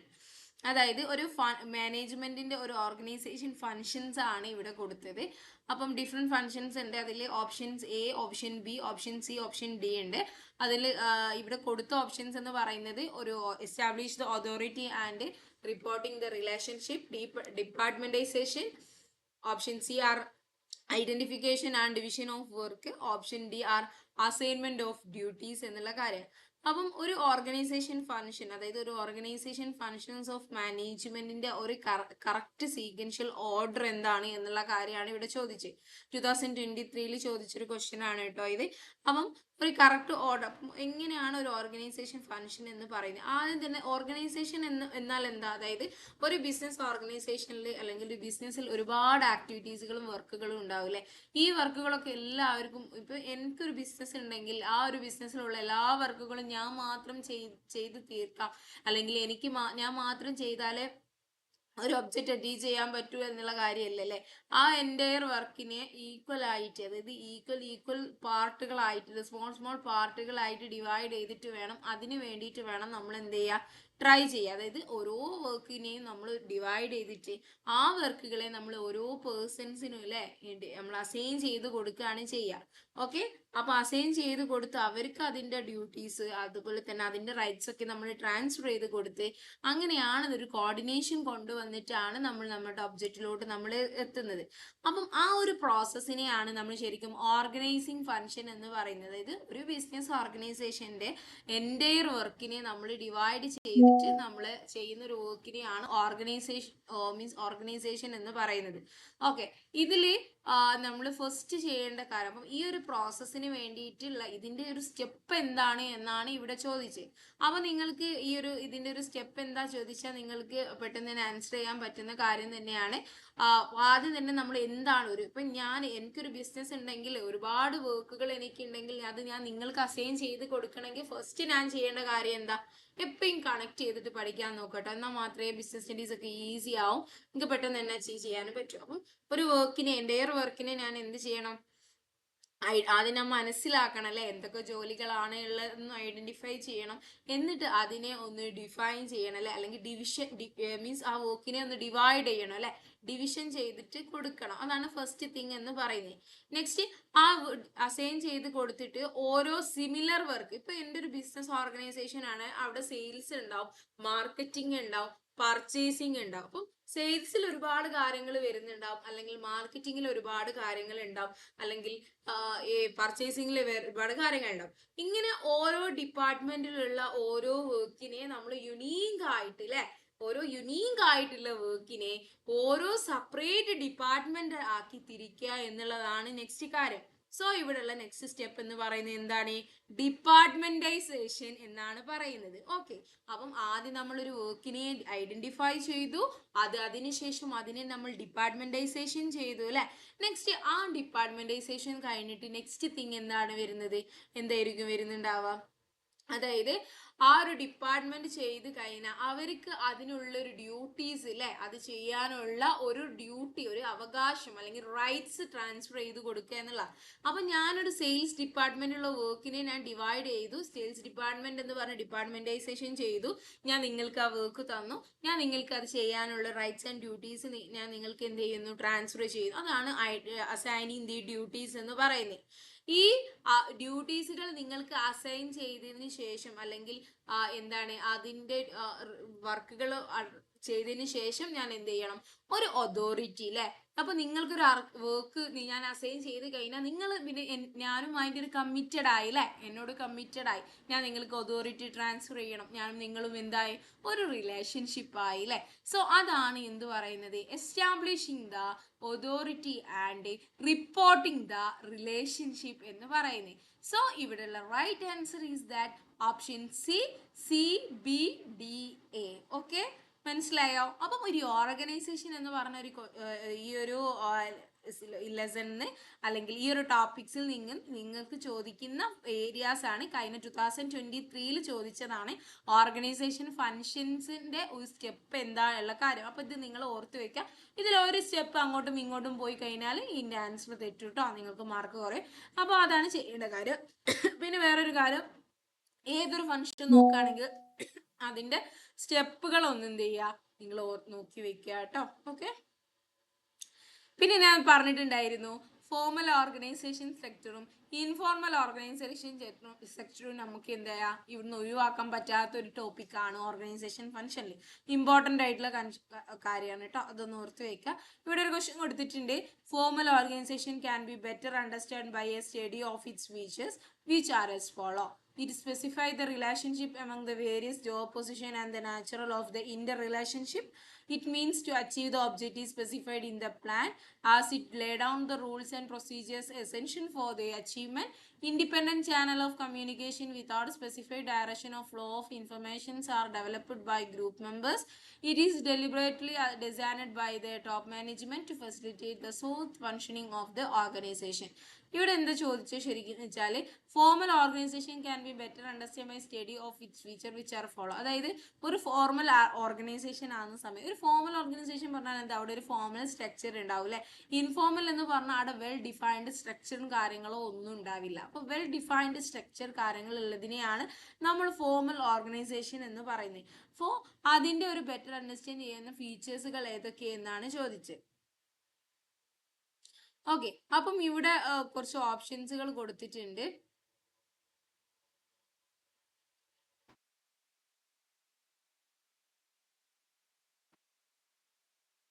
Options ആണ്. Which of the following options are correct? A, B and D, A, B and C, A, B, C and D, B, C and D ആണ് കൊടുത്തത്. അപ്പം ഇവിടെയുള്ള right answer എന്ന് പറയുന്നത് എന്താണ്? Option A, B, D ആണ്. എന്താണ് A, B, D എന്ന് നമുക്ക് നോക്കാം. എ എന്ന് പറയുന്നത് എന്താ? It specify the relationship among the various job position and the nature of Inter relationship.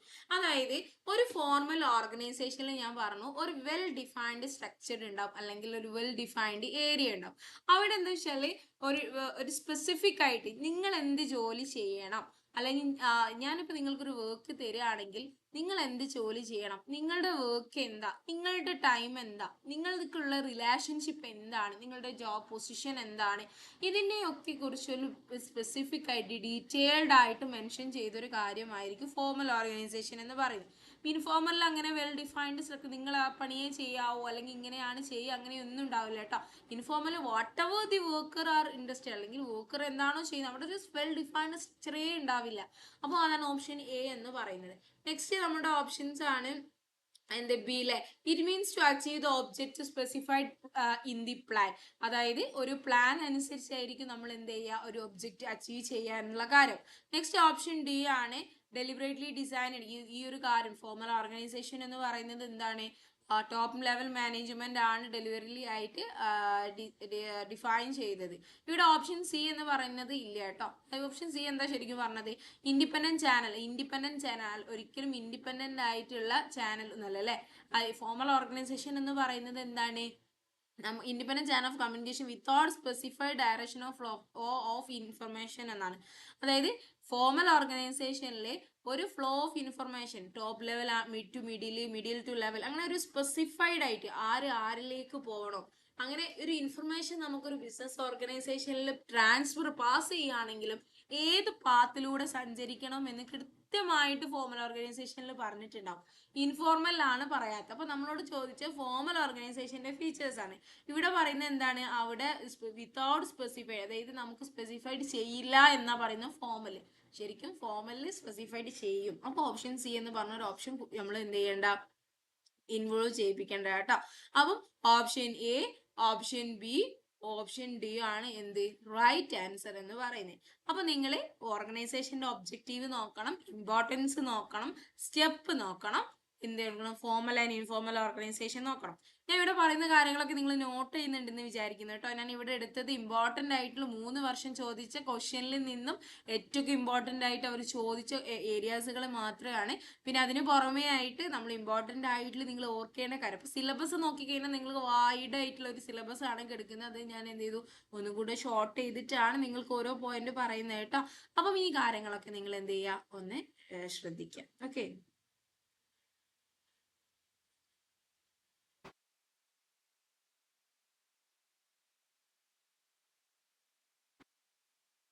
Next നമുക്ക് നോക്കാനുള്ളതാണ് ഡയറക്റ്റിംഗ് എന്ന് പറയും. ഡയറക്റ്റിംഗ് എന്ന് പറയുന്ന ഈ ടോപ്പിക്സിൽ നിന്ന് നമുക്ക് നോക്കാനുള്ള സബ് ടോപ്പിക്സുകളാണ്, അല്ലെങ്കിൽ ഡയറക്റ്റിംഗ് എന്ന് പറഞ്ഞ യൂണിറ്റ്സ് എന്ന് കേട്ടോ.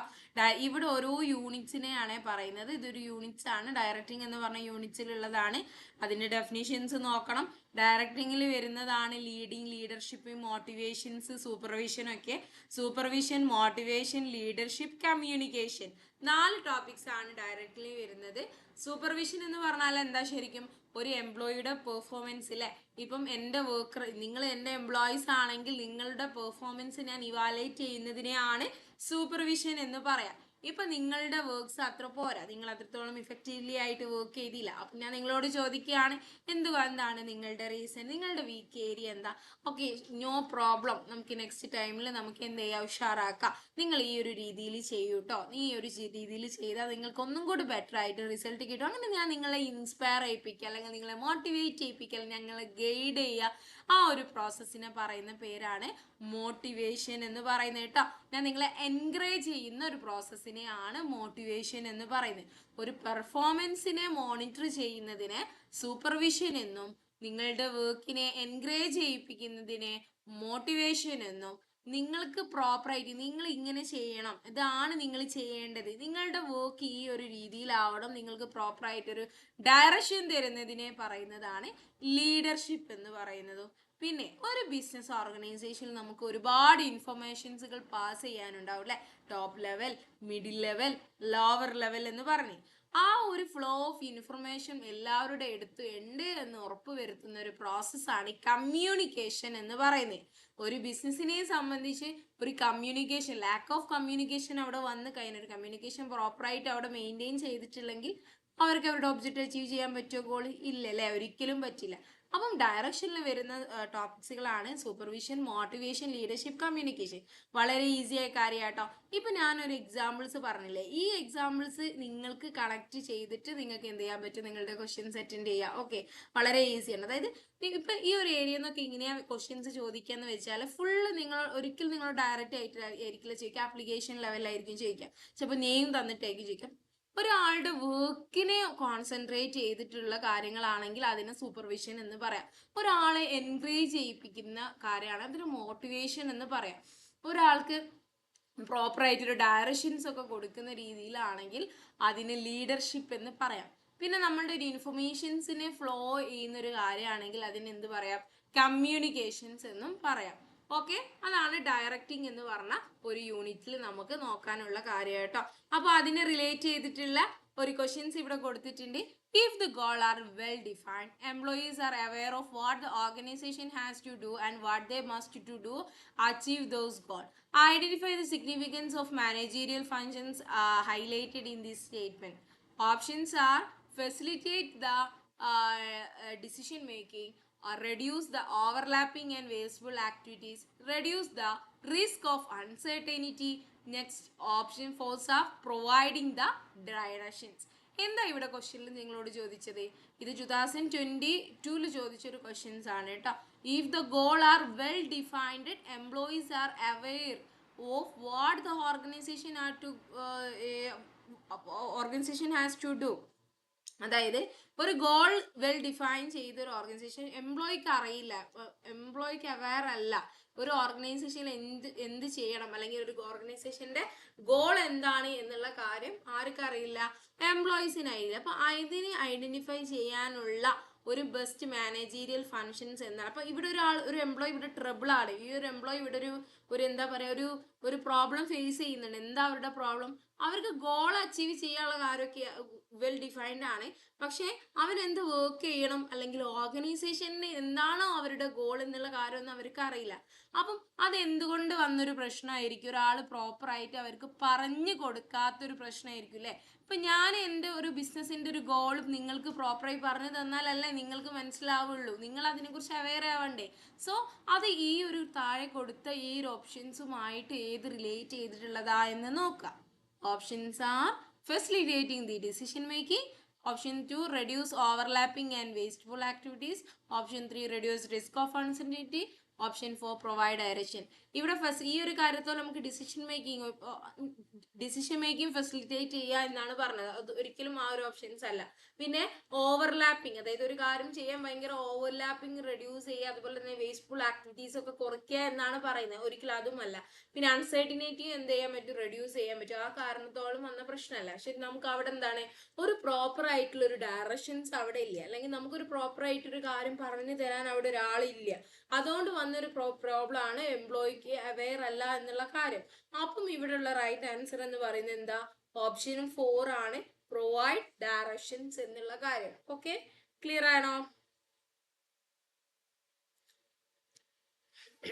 നെക്സ്റ്റ് ക്വസ്റ്റ്യൻസ് ആണ് സെയിം ഈ ഒരു ഡയറക്ഷനിൽ റിലേറ്റ് ചെയ്തിട്ടുള്ള ക്വസ്റ്റ്യൻസ് തന്നെയാണ്. Changes or events cannot be eliminated, but they can be anticipated and managerial response to them can be developed. Identify the significance of managerial functions highlighted in this statement. ഒരു statement ആയിട്ടാണ് കേട്ടോ കൊടുത്തത്. അപ്പൊ നിങ്ങൾ ഒന്നും കൂടെ ശ്രദ്ധിച്ച് ആൻസർ ചെയ്യണം കേട്ടോ. അപ്പൊ നിങ്ങളുടെ പ്രിപ്പറേഷൻസ് ഏത് രീതിയിലേക്കാ പോവേണ്ടത് എന്ന് മനസ്സിലായില്ലേ. അതായത് ഒരു സിലബസ് നോക്കുന്ന സമയത്തും നമ്മളൊരു ക്വസ്റ്റ്യൻസ് കാണുന്ന സമയത്തുമാണ് നമുക്ക് പ്രോപ്പറായിട്ട് മനസ്സിലാക്കുക നിങ്ങൾ ഏത് രീതിയിൽ പഠിക്കണം എന്നുള്ളത്. അല്ലാതെ നിങ്ങളുടെ ടെക്സ്റ്റ് ബുക്ക് വെറുതെ ഇങ്ങനെ വായിച്ചു പോയി അത് ബൈഹാർട്ടാക്കി കഴിഞ്ഞാൽ നിങ്ങൾക്ക് ഇങ്ങനത്തെ ക്വസ്റ്റ്യൻസ് എഴുതാൻ പ്രയാസം ഉണ്ടാവും അല്ലേ. അപ്പോൾ ഇവിടെ ക്വസ്റ്റ്യൻസ് പ്രോപ്പറായി നോക്കുക. Changes of events cannot be eliminated, അതായത് നമുക്കൊരു ചേഞ്ചസ് ഇവന്റ്സ് എലിമിനേറ്റ് ചെയ്യാൻ പറ്റില്ല. But they can be anticipated and managerial response can be developed. Identify the significance of managerial functions. അപ്പോൾ നമുക്കൊരു ഇവന്റ്സ് ഒന്ന് എലിമിനേറ്റ് ചെയ്യാതെ നമുക്ക് ആൻറ്റിസിപ്പേറ്റ് ചെയ്യാം. അതിലൂടെ എന്താണ് നമുക്ക് ശരിക്കും provide directions, reduce the risk of uncertainty, reduce overlapping, facilitate the decision making. അപ്പം ഇവിടെയുള്ള റൈറ്റ് ആൻസർ എന്ന് പറയുന്നത് എന്താ, reduce the risk of uncertainty എന്നാണ്. നമുക്കൊരു അൺസർട്ടിനിറ്റി എന്ന് പറഞ്ഞൊരു റിസ്ക് എന്ത് ചെയ്യാൻ പറ്റും, റെഡ്യൂസ് ചെയ്യാൻ സാധിക്കും. അപ്പം ഓപ്ഷൻ ബി ആണ് കേട്ടോ.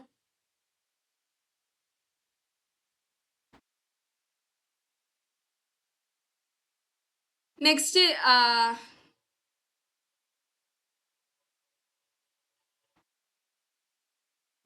ഓക്കെ, നെക്സ്റ്റ് നമുക്ക് നോക്കാനുള്ളതാണ്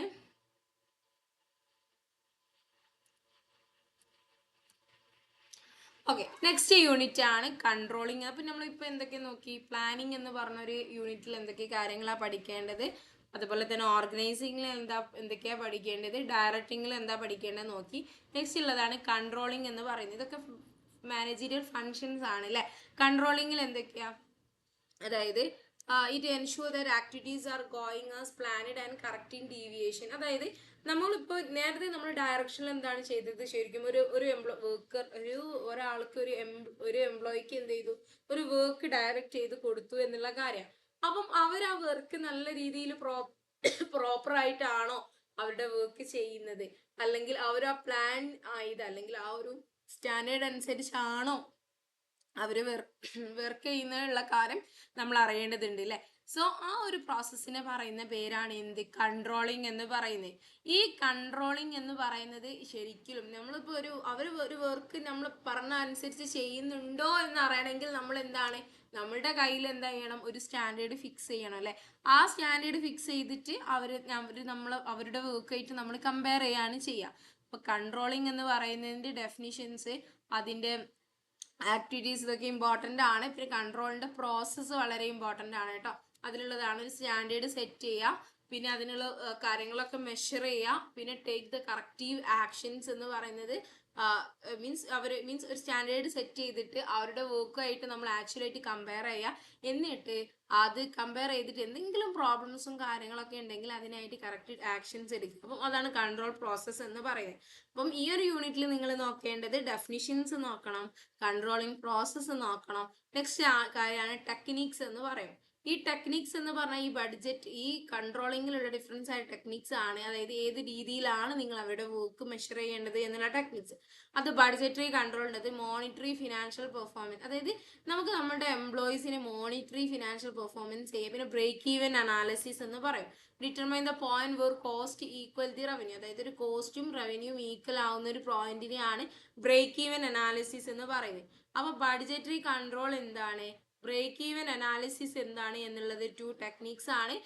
കൺട്രോളിങ്ങിന് 2 ടെക്നിക്സ് ആണ്. ഈ 2 ടെക്നിക്സും നിങ്ങൾ എക്സാമിന് നിർബന്ധമായിട്ട് നോക്കേണ്ട കാര്യമാണ്. അപ്പോൾ കൺട്രോളിങ്ങിൽ എന്തൊക്കെ നോക്കണം? ഡെഫിനിഷൻസ് നോക്കണം, അതിൻ്റെ പ്രോസസ്സ് എന്താണെന്ന് മനസ്സിലാക്കുക, ഡിഫറെൻറ്റ് ടെക്നിക്സും. ഇത്രയും കാര്യങ്ങളാണ് നിങ്ങൾ കൺട്രോളിങ്ങിൽ നോക്കേണ്ടത് കേട്ടോ. അപ്പോൾ ഇവിടെ കൺട്രോളിങ് പ്രോസസ്സിന് ഒരു പ്രോസസ്സിന്റെ ഒരു സ്റ്റെപ്സ് കൊടുത്തിട്ടുണ്ട്. 2023 ചോദിച്ചൊരു ക്വസ്റ്റ്യൻ ആണ്. Analysing the deviation, option B measurement of actual performance, option C setting up standard, option D comparison of actual with standard. അപ്പോൾ നമ്മളൊരു കാര്യം ചെയ്യുന്നതിന് മുമ്പ് ആദ്യം തന്നെ ചെയ്യേണ്ട കാര്യം എന്താ? ഒരു സ്റ്റാൻഡേർഡ് സെറ്റ് ചെയ്യുക എന്നുള്ള കാര്യം. അപ്പോൾ ഓപ്ഷൻ സി ആണ് റൈറ്റ് ഫസ്റ്റത്തെ കാര്യം എന്ന് പറയും. അപ്പോൾ ഓപ്ഷൻ 4 ആണ് ഇതിന്റെ റൈറ്റ് ആൻസർ എന്ന് നമുക്ക് ഈ ക്വസ്റ്റ്യന് പെട്ടെന്ന് മനസ്സിലാവും അല്ലേ. വളരെ ഈസിയാണ്. കൂടുതൽ നിങ്ങൾ എന്താ എലിമിനേറ്റഡ് മെത്തേഡ് യൂസ് ചെയ്യുക കേട്ടോ. ഇപ്പം നമ്മൾ എല്ലാ കാര്യങ്ങളും നമുക്ക് എല്ലാ കാര്യങ്ങളും നമ്മൾ നോക്കണം, പക്ഷേ നമുക്ക് എത്ര പെട്ടെന്ന് ഏത് രീതിയിൽ ഈസി ആയിട്ട് നമുക്ക് ആൻസറിലേക്ക് എത്താൻ പറ്റുമോ ആ ഒരു മെത്തേഡ് നിങ്ങൾ ചൂസ് ചെയ്യുക. ഇതൊക്കെ ഒരു ടിപ്സാണ് കേട്ടോ. നമ്മളൊരു കോമ്പറ്റേറ്റീവ് എക്സാമിന് അറ്റൻഡ് ചെയ്യുന്ന സമയത്ത് അതിനുള്ളൊരു ടിപ്സുകളാണ്. അപ്പോൾ ഇവിടെ ഫസ്റ്റ് കാര്യം എന്ന് പറയുന്നത് ഒരു സ്റ്റാൻഡേർഡ് സെറ്റ് ചെയ്യുക എന്നുള്ള കാര്യമാണ്. ആ സ്റ്റാൻഡേർഡ് സെറ്റ് ചെയ്ത് കഴിഞ്ഞിട്ട് എന്താ നമ്മൾ നെക്സ്റ്റ് ചെയ്യുന്നത്? ആ സ്റ്റാൻഡേർഡ് സെറ്റ് ചെയ്ത് നമ്മൾ നമ്മുടെ പെർഫോമൻസ് അല്ലെ, എംപ്ലോയിയുടെ പെർഫോമൻസ് മെഷർ ചെയ്യുക. ആ മെഷർ ചെയ്തിട്ട് കഴിഞ്ഞിട്ട് നമ്മൾ നെക്സ്റ്റ് ചെയ്യേണ്ട ഒരു കാര്യം എന്ന് പറയുന്നത് എന്താ? ആ മെഷർ ചെയ്ത കാര്യം പിന്നെ നമ്മൾ നേരത്തെ സെറ്റ് ചെയ്ത സ്റ്റാൻഡേർഡുമായിട്ട് എന്ത് ചെയ്യുക? കമ്പയർ ചെയ്യുക എന്നുള്ളത്. അതിനുശേഷം ലാസ്റ്റ് ആണ് എന്തെങ്കിലും ഡീവിയേഷൻസും കാര്യങ്ങളൊക്കെ ഉണ്ടോ, കമ്പയർ ചെയ്തതിന് ശേഷം ഒരു കാര്യമായിട്ട് നമ്മൾ കമ്പയർ ചെയ്യുമ്പോൾ ആണല്ലോ അവിടെ എന്തെങ്കിലും പ്രോബ്ലം ഉണ്ടെന്ന് നമുക്ക് മനസ്സിലാവുക അല്ലേ. അപ്പോൾ നമ്മൾ എന്ത് ചെയ്യുക? അതിനെ പ്രോപ്പറായിട്ട് ഒന്ന് അനലൈസ് ചെയ്യുക എന്ന് പറയുന്നത്. അപ്പോൾ എന്താ റൈറ്റ് ആൻസർ എന്ന് പറയുന്നത് ഓപ്ഷൻ 4 ആണ് കേട്ടോ. ഇവിടെയുള്ള റൈറ്റ് ആൻസർ എന്ന് പറയുന്നത് എന്താണ്? ഓപ്ഷൻ 4. ഓക്കെ, കണ്ടല്ലേ. പിന്നെ ചോദിച്ചത് ലിമിറ്റേഷൻസ് ഓഫ് കൺട്രോളിങ് ആണ്. ലിമിറ്റേഷൻ, അഡ്വാൻറ്റേജസ്, ലിമിറ്റേഷൻസും ഇതൊക്കെ നിങ്ങളൊന്ന് നോക്കണം കേട്ടോ. Costly affair, resistance from employee, ensure order and discipline, little control. നമ്മൾ നോക്കാം ഓരോ മീൻസ് ഇതിലേതാണ് കൺട്രോളിങ്ങിന്റെ ലിമിറ്റേഷൻ അല്ലാത്തത് എന്നാ ചോദിച്ചു. അപ്പൊ കൺട്രോളിങ് എന്ന് പറയുന്നത് എന്താ, ഒരു കോസ്റ്റ്ലി ആയിട്ടുള്ള കാര്യം തന്നെയാണ് അല്ലെ. പിന്നെ അതുപോലെ തന്നെ റെസിസ്റ്റൻസ് ഫ്രം എംപ്ലോയീസ് ആണ്, അത് തന്നെയാണ്. പിന്നെ ഒരു ഓർഡറും ഡിസിപ്ലിൻ കീപ്പ് ചെയ്യുക എന്ന് പറയുന്നത് ഒരു ലിമിറ്റേഷൻ ആണ്. ശരിക്കും അതൊരു ലിമിറ്റേഷൻ അല്ല, അതൊരു അഡ്വാൻറ്റേജസ് ആണ് അല്ലെ. അപ്പോൾ ഓപ്ഷൻ 3 ആണ് ഇതിന്റെ റൈറ്റ് ആൻസർ ഉണ്ടാവുക. പിന്നെ ഓപ്ഷൻ 4ലോട്ട് പോകേണ്ട ആവശ്യമില്ല. Little control on external factor ആണ്. അത് നല്ല എക്സ്റ്റേണൽ ഫാക്ടറിൽ കൺട്രോളിങ് ഉണ്ട്. അതായത് ഇവിടെയുള്ള ഈ ഒരു ക്വസ്റ്റ്യൻസിന്റെ റൈറ്റ് ആൻസർ ഓപ്ഷൻ 3 ആണെന്ന് നമുക്ക് നോക്കിയാൽ തന്നെ മനസ്സിലാവും. അപ്പോൾ ഓപ്ഷൻ 3 ആണ് ഇതിന്റെ റൈറ്റ് ആൻസർ എന്ന് പറയുന്നത് കേട്ടോ. നെക്സ്റ്റ് ടോപ്പിക് ആണ് ഫിനാൻഷ്യൽ മാനേജ്മെന്റ് എന്ന് പറയും. ഓക്കെ, ഫിനാൻഷ്യൽ മാനേജ്മെന്റ് എന്ന് പറഞ്ഞ യൂണിറ്റ്സ് ആണ് കേട്ടോ. നെക്സ്റ്റ് യൂണിറ്റ് ആണ് ഫിനാൻഷ്യൽ മാനേജ്മെന്റ് എന്ന് പറയുന്നത്. ഈ ഫിനാൻഷ്യൽ മാനേജ്മെന്റ് എന്ന് പറഞ്ഞതിനെ കുറിച്ച് നിങ്ങൾക്ക് ഒരു ബോർഡർ ഐഡിയ ഉണ്ടാവണം. എന്താ ശരിക്കും ഫിനാൻഷ്യൽ മാനേജ്മെന്റ് എന്ന് പറഞ്ഞാൽ, നമ്മളുടെ ബിസിനസ് റൺ ചെയ്യാൻ നമുക്ക് എന്ത് വേണം, ഫിനാൻസ് വേണം അല്ലെ. അതിനെ പ്രോപ്പറായിട്ട് മാനേജ് ചെയ്യണം. ഫണ്ടുകളെ നമ്മൾ എന്ത് ചെയ്യണം, പ്രോപ്പറായിട്ട് മാനേജ് ചെയ്യണം. സോ ആ മാനേജ് ചെയ്യുന്ന കാര്യത്തെ തന്നെയാണ് നമ്മൾ എന്ത് പറയുന്നത്, ഫിനാൻഷ്യൽ മാനേജ്മെന്റ് എന്ന് പറയാം. ഒരു ബിസിനസ്സിന് ഇപ്പോൾ ഫിനാൻസ് വേണമെങ്കിൽ, അല്ലെങ്കിൽ അവരുടെ ബിസിനസ് റൺ ചെയ്യാൻ അവർക്ക് ക്യാപിറ്റൽ വേണമെങ്കിൽ, അവർക്ക് ഡിഫറെൻറ്റ് സോഴ്സസ് രീതിയിൽ, അതായത് ഡിഫറെൻറ്റ് വേയിൽ അവർക്ക് എന്ത് ചെയ്യാൻ പറ്റും, ഫണ്ടുകളെ കളക്ട് ചെയ്യാം. അതിലുള്ളതാണ് equity capital, share equity capital നിങ്ങൾക്ക് അറിയില്ലേ, അതായത് പ്രിഫറൻസ് ഷെയർസ്, ഇക്വിറ്റി ഷെയർസ്, ഇതൊക്കെയാണ് എന്താ ഷെയറുകൾ ഇഷ്യൂ ചെയ്തിട്ട് നമുക്ക് റേസ് ചെയ്യുക. ഡെപ്റ്റ് അതായത് ഡിബഞ്ചറുകളുടെ നമുക്ക് ക്യാപിറ്റൽ, ഇതൊക്കെ ഡിഫറെൻ്റ് ആയിട്ടുള്ള മെത്തേഡുകളാണ് ഉള്ളത്.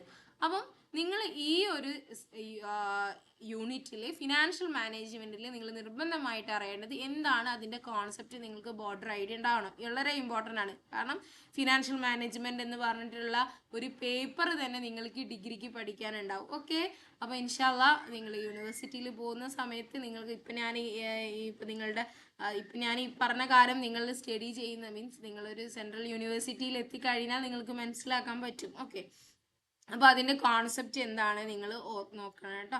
പിന്നെ അതിൻ്റെ സോഴ്സ് ഓഫ് ഫിനാൻസ് പറഞ്ഞതുപോലെ തന്നെ ഇക്വിറ്റി ക്യാപിറ്റൽ, ഡെപ്റ്റ് capital, retaining capital, working capital management, ഇതൊക്കെ ഉണ്ട്. അപ്പം ഫിനാൻഷ്യൽ മാനേജ്മെന്റ് പറഞ്ഞാൽ നിങ്ങൾ ഡിഗ്രിക്ക് പഠിക്കാനുള്ള ഒരു പേപ്പർ ആയതുകൊണ്ട് തന്നെ ഈ ഒരു ഏരിയയിൽ നിന്ന് നിങ്ങൾക്കൂടെ കൂടുതലായിട്ട് ക്വസ്റ്റ്യൻസ് ചോദിക്കാനുള്ള ചാൻസസ് ഉണ്ട്. ഓക്കെ, അപ്പം ഇതാണ് ഈ ഒരു സിലബസിനെ കുറിച്ച് പഠിക്കാനുള്ളതും അതിൻ്റെ ഇമ്പോർട്ടൻസ് ആയിട്ടുള്ള ടോപ്പിക്സ് ആണ് കേട്ടോ താഴെ പറഞ്ഞത്. നെക്സ്റ്റ് ഒരു ക്വസ്റ്റ്യൻസ് ആണ്, identify the functions performed by the financial market from the following statement. Holders of asset can readily sell their financial asset through the mechanism of financial market. ഈ financial market എന്ന് പറഞ്ഞാൽ ശരിക്കും എന്താ, അതായത് നമ്മളുടെ അതായത് ബൈയിങ് ആൻഡ് സെല്ലിംഗ് ഓഫ് സെക്യൂരിറ്റീസിനെയാണ് നമ്മൾ financial market എന്ന് പറയുന്നത് അല്ലേ. ഓക്കെ, അപ്പം holders of asset can readily cell the financial asset through the mechanism of financial market. അത് യെസ്. നെക്സ്റ്റ് ഇതിന് ഓപ്ഷൻസ് ആണ്, reduce the cost of transaction, providing the liquidity of financial asset, facilities price discovery, mobilization of savings and channelizing into the most productive uses. അപ്പോൾ ഇതിൻ്റെ right answer എന്ന് പറഞ്ഞതിൽ എന്തായിരിക്കും options, ഈ questions ഒന്നും കൂടെ ഡീറ്റെയിൽഡ് ആയിട്ട് നോക്കണേ. Identify the functions performed by the financial market from the following statement. ഈ ഒരു സ്റ്റേറ്റ്മെന്റിൽ നിന്നും ഏത് ഫിനാൻഷ്യൽ മാർക്കറ്റ് പെർഫോം ചെയ്ത ഫങ്ഷൻസ് എന്താ എന്ന് മനസ്സിലാക്കണം.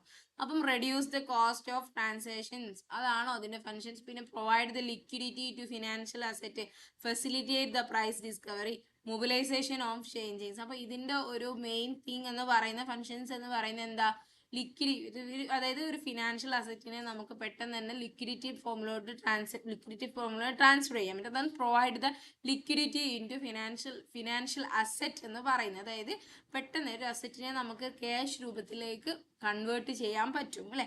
അപ്പോൾ അതാണ് അതിൻ്റെ മെയിൻ ഫങ്ഷൻസ് എന്ന് പറയുന്നത്. നമുക്ക് ബൈ ചെയ്യാനും സെല് ചെയ്യാനൊക്കെ പറ്റിയൊരു സ്പേസ് ആണ് എന്ത് ഫിനാൻഷ്യൽ മാർക്കറ്റ് എന്ന് പറയുന്നത്. സോ ദ റൈറ്റ് ആൻസർ എന്ന് പറയുന്നത് എന്താണ്, ഓപ്ഷൻ 2 ആണ്, provide the liquidity to financial asset. This statement mention that holder of asset can readily sell the financial asset through the mechanism of financial market. ഈ ഒരു statement പറയുന്നത് നമുക്ക് നമ്മളുടെ അസറ്റിനെ financial മാർക്കറ്റിൽ നിന്ന് നമുക്ക് സെയിൽ ചെയ്യാൻ പറ്റും. This describe that liquidity function. ആ ഒരു കാര്യത്തെ പറയുന്ന പേരാണ് ലിക്വിഡിറ്റി ഫംഗ്ഷൻ എന്നാണ് പറയാം. ഫിനാൻഷ്യൽ മാർക്കറ്റിൽ നമുക്ക് നമ്മളുടെ അസറ്റിനെ പെട്ടെന്ന് തന്നെ സെയിൽ ചെയ്യാൻ പറ്റുന്ന ഒരു പ്രോസസ്സ് അല്ലെങ്കിൽ ആ ഒരു ഫംഗ്ഷൻസിനെ ആണ് ലിക്വിഡിറ്റി ഫംഗ്ഷൻസ് എന്ന് പറയുന്നത്.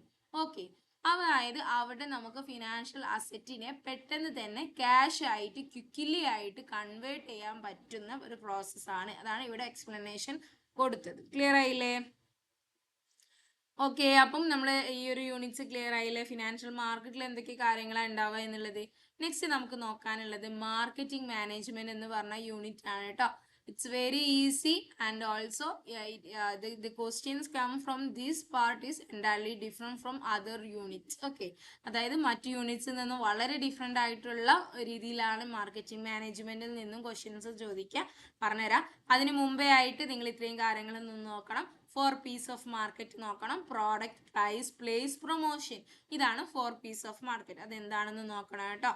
ഓക്കെ, പ്രോഡക്റ്റ് എന്ത് സോൾവ് ചെയ്യണം, പ്രൈസ് എന്താണ് അതിൻ്റെ കോസ്റ്റ്, പ്ലേസ് എവിടെ നമ്മൾ സോൾവ് ചെയ്യണം, പ്രൊമോഷൻ എന്ന് പറഞ്ഞാൽ നമ്മൾ എങ്ങനെ അതിനെ ആ ഒരു പ്രോഡക്റ്റിനെ പ്രൊമോട്ട് ചെയ്യണം അല്ലേ, കസ്റ്റമേഴ്സിലേക്ക് എത്താൻ വേണ്ടി. ഇതിനാണ് പ്രൊമോഷൻ എന്ന് പറയുന്നത്.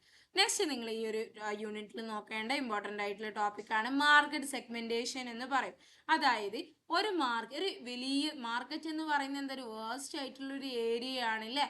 അതിനെ നമ്മൾ ചെറിയ ചെറിയ യൂണിറ്റ്സുകളായിട്ട് അല്ലെങ്കിൽ ചെറിയ ചെറിയ ഗ്രൂപ്പുകളായിട്ട് എന്ത് ചെയ്യണം, ഡിവൈഡ് ചെയ്യണം. ആ ഒരു ഡിവൈഡ് ചെയ്യുന്ന ആ ഒരു പ്രോസസ്സിനെ പറയുന്ന പേരാണ് എന്ത്, മാർക്കറ്റ് സെഗ്മെന്റേഷൻ എന്ന് പറയുന്നത്. ഓക്കെ, നെക്സ്റ്റ് ടോപ്പിക് നിങ്ങൾ ഈ ഒരു യൂണിറ്റിൽ നോക്കേണ്ടത് കൺസ്യൂമർ ബിഹേവിയർ ആണ് കേട്ടോ. മാർക്കറ്റ് സെഗ്മെന്റേഷൻ എന്ന് പറയുന്നത് ഇമ്പോർട്ടൻ്റ് ആണ്. പ്രോഡക്റ്റും പ്രൈസും പ്ലേസ് പ്രൊമോഷൻ നിർബന്ധമായിട്ട് നിങ്ങൾ ഓർക്കണം. എന്താണ് പ്രോഡക്റ്റ്, പ്രൈസ് എന്താ, പ്ലേസ് എന്താ, പ്രൊമോഷൻ എന്താണെന്ന് നിങ്ങൾ അറിഞ്ഞിരിക്കണം കേട്ടോ. നെക്സ്റ്റിലാണ് കൺസ്യൂമർ ബിഹേവിയർ എന്ന് പറയും.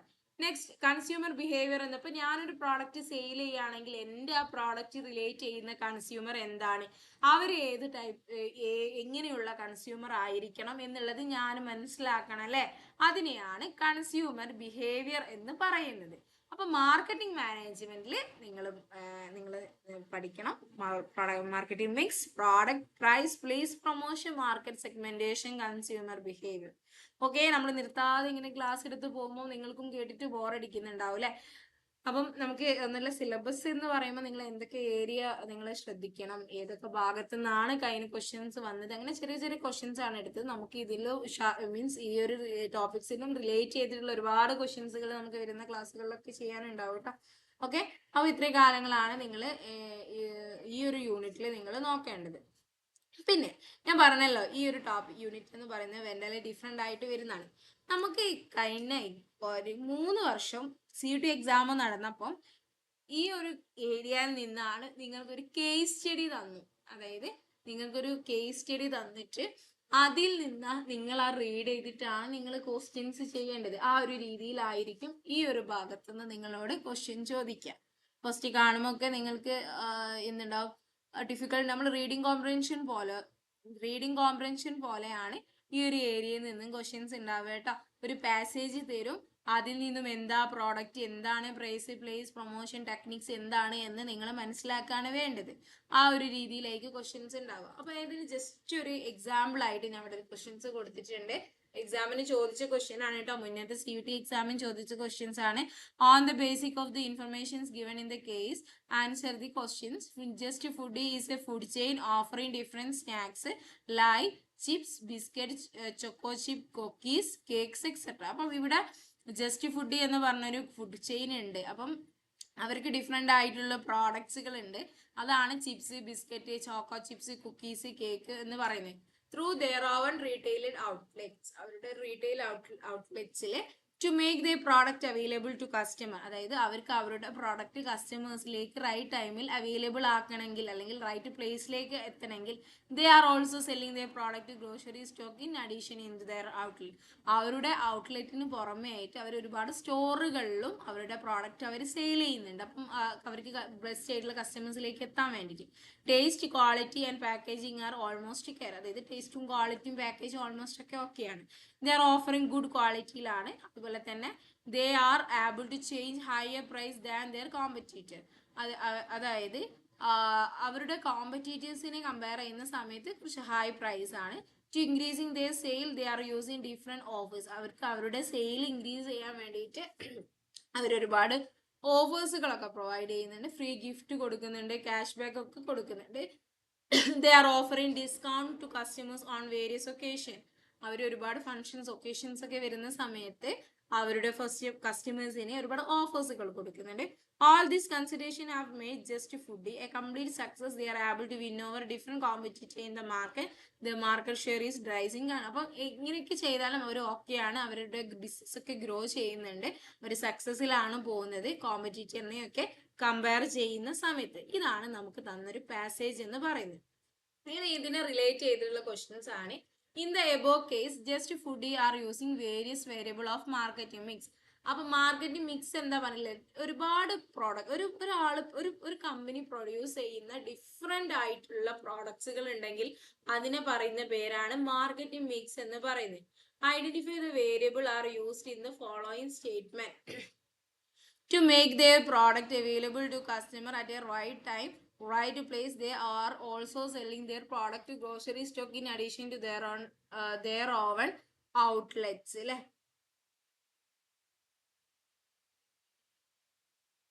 Their own outlets. അപ്പം ഇവിടെ ഓപ്ഷൻസ് കൊടുത്തത് പ്രോഡക്റ്റിന്റെ, പ്രൈസിന്റെ, പ്രൊമോഷൻ ഉണ്ട്, ഫിസിക്കൽ ഡിസ്ട്രിബ്യൂഷൻ ഉണ്ട്. അപ്പം ഇവിടെ ഏത് പീലാണ് ഇതുള്ളത് എന്നാണ് പറഞ്ഞത്. അതായത് അവർക്ക് ഡിഫറെന്റ് ആയിട്ടുള്ള പ്രോഡക്ട്സ് ഉണ്ട്, ഡിഫറെന്റ് കസ്റ്റമേഴ്സിലേക്ക് അവർക്ക് പ്രോഡക്ട്സ് അവൈലബിൾ ആവണം റൈറ്റ് ടൈമിന്. അപ്പൊ അതിനെ പറയുന്നതാണ് ഫിസിക്കൽ ഡിസ്ട്രിബ്യൂഷൻ എന്നാണ് പറയുന്നത് അല്ലെ. അപ്പൊ ഓപ്ഷൻ 4 ആണ് ഇവിടുത്തെ റൈറ്റ് ആൻസർ എന്ന് പറയുന്നത്. എന്താണ്? Physical distribution. Okay, this statement is about making the product is available to customer. അപ്പം റൈറ്റ് ടൈമില് കൺസ്യൂമറിന് അവൈലബിൾ ആക്കി കൊടുക്കുന്ന എന്താണ് എലമെന്റ്സ്, മാർക്കറ്റിംഗ് മിക്സിന്റെ എലമെന്റ്സിനെ പറയുന്നതാണ് ഫിസിക്കൽ ഡിസ്ട്രിബ്യൂഷൻ എന്ന് പറയുന്നത്. പ്രോഡക്റ്റ് എന്ന് പറയുന്നത് നമ്മൾ എന്താണോ സെയിൽ ചെയ്യുന്നത് അതിനെ പറയുന്നതാണ് പ്രോഡക്റ്റ് എന്ന് പറയുന്നതും. പ്രൈസ് എന്ന് പറയുന്നത് അതിന്റെ കോസ്റ്റ് എന്താണോ ഉള്ളതാണ്. പ്രൊമോഷൻ എന്ന് പറയുന്നത് എന്താണോ അഡ്വർടൈസ്മെന്റ് യൂസ് ചെയ്യുന്നത് എന്നുള്ള മാർക്കറ്റിംഗ് മിക്സ് ആണ്. അപ്പം ഇവിടെ ക്വസ്റ്റ്യൻസ് നിങ്ങൾ പ്രോപ്പർ ആയിട്ട് മനസ്സിലാക്കേണ്ട ഒരു കാര്യമാണ് കേട്ടോ. അതായത് ജസ്റ്റ് ഫുഡ് എന്ന് പറഞ്ഞ കമ്പനി ഉണ്ട്, സോറി, ഇവരുടെ പ്രോഡക്റ്റ് ഡിഫറെന്റ് മാർക്കറ്റിംഗ് ഇത് കസ്റ്റമേഴ്സിനാണ്. അപ്പൊ ഇവിടെ നമുക്ക് തന്ന സ്റ്റേറ്റ്മെന്റ് ഈ ഒരു കാര്യം നിങ്ങൾ എന്ത് ചെയ്യുക, ഇമ്പോർട്ടന്റ് ആയിട്ട് നോട്ട് ചെയ്ത് വെക്കുക കേട്ടോ. ഓക്കെ,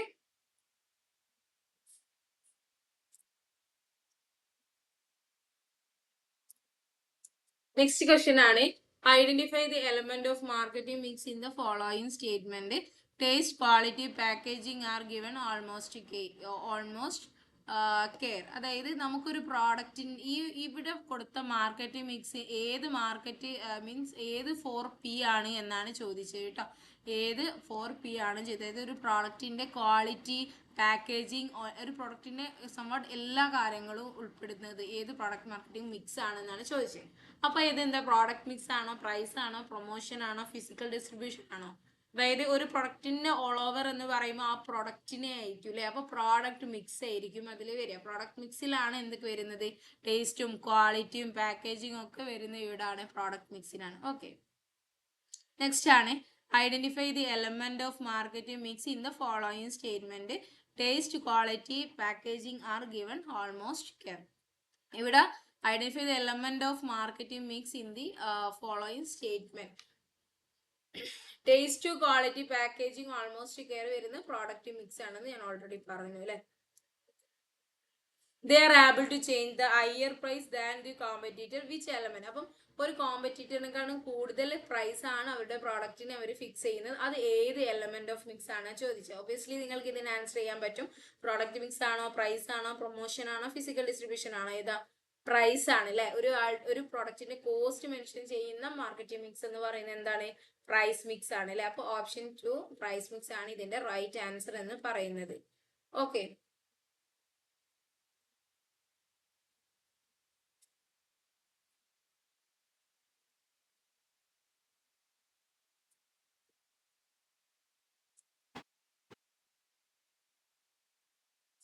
ഓക്കെ, അപ്പം ഇത്രയും കാര്യങ്ങളാണ് നമുക്ക് എന്തുള്ളത് ഈ ഒരു യൂണിറ്റിൽ നോക്കാം. അപ്പൊ മാർക്കറ്റിംഗ് മിക്സിൽ നിങ്ങൾക്ക് ഒരു റീഡിംഗ് കോമ്പ്രിഹെൻഷൻ പോലെ ഒരു പാസേജ് തരും. സിമ്പിൾ ആയിരിക്കും. ഞാൻ ഇപ്പൊ വായിച്ചതുപോലെ ബ്രേക്ക് ചെയ്ത് വായിച്ചു നോക്കുക, എന്താണ് കാര്യങ്ങൾ എന്ന് നോക്കുക. അതിനുള്ള ക്വസ്റ്റ്യൻസ് നിങ്ങൾ എന്ത് ചെയ്യുക, ആൻസർ ചെയ്യാൻ നോക്കുക കേട്ടോ. ഓക്കെ, ഇനി നമുക്ക് ലാസ്റ്റ് ആയിട്ടുള്ള ഒരു യൂണിറ്റ് ആണ് കൺസ്യൂമർ പ്രൊട്ടക്ഷൻ എന്ന് പറയുന്നത്. ഇത്രയും നേരം നമ്മൾ മാനേജ്മെന്റ് എന്താ, ബിസിനസ് എന്താ, അതിന്റെ ഫങ്ഷൻസ് എന്താ ഒക്കെ നോക്കി. ഇപ്പൊ നമുക്ക് ഇത്രയും കാര്യങ്ങളൊക്കെ ചെയ്താൽ നമ്മൾ എല്ലാവരും കൺസ്യൂമേഴ്സ് ആണ് അല്ലെ. നമുക്ക് എന്ത് ചെയ്യണം, ഓരോ പ്രൊട്ടക്ഷൻസും കാര്യങ്ങളൊക്കെ വേണം. ഇതൊരു GK ലെവലിലുള്ള ഒരു കാര്യമാണ്. ഇത് ഇമ്പോർട്ടന്റ് ആയിട്ട് നിങ്ങൾ അറിഞ്ഞിരിക്കേണ്ട ഒരു ടോപ്പിക്സ് തന്നെയാണ് കേട്ടോ. അപ്പൊ കൺസ്യൂമർ പ്രൊട്ടക്ഷൻ എന്ന് പറഞ്ഞ യൂണിറ്റിൽ മെയിൻലി ആയിട്ട് നോക്കാനുള്ളത് കൺസ്യൂമറിന്റെ റൈറ്റ്സ് ആണ് കേട്ടോ. അതായത് ഒരു കൺസ്യൂമറിന് ഉണ്ടാവുന്ന റൈറ്റ്സ്, അതുപോലെ തന്നെ അവരുടെ അതിൽ വരുന്നതാണ് right to safety, right to information, choose heard ഒക്കെ. റൈറ്റ് ടു സേഫ്റ്റി എന്ന പ്രോഡക്റ്റ് വാങ്ങുന്നതിനെതിരെയുള്ള സേഫ്റ്റി. അപ്പോൾ ഒരു പ്രോഡക്റ്റ് അവർ വാങ്ങുകയാണെങ്കിൽ ആ പ്രോഡക്റ്റിനെ കുറിച്ചുള്ള എല്ലാ ഇൻഫർമേഷനും അവർ അറിഞ്ഞിരിക്കണം. അതിനെയാണ് റൈറ്റ് ടു ഇൻഫർമേഷൻ എന്ന് പറയുന്നത്.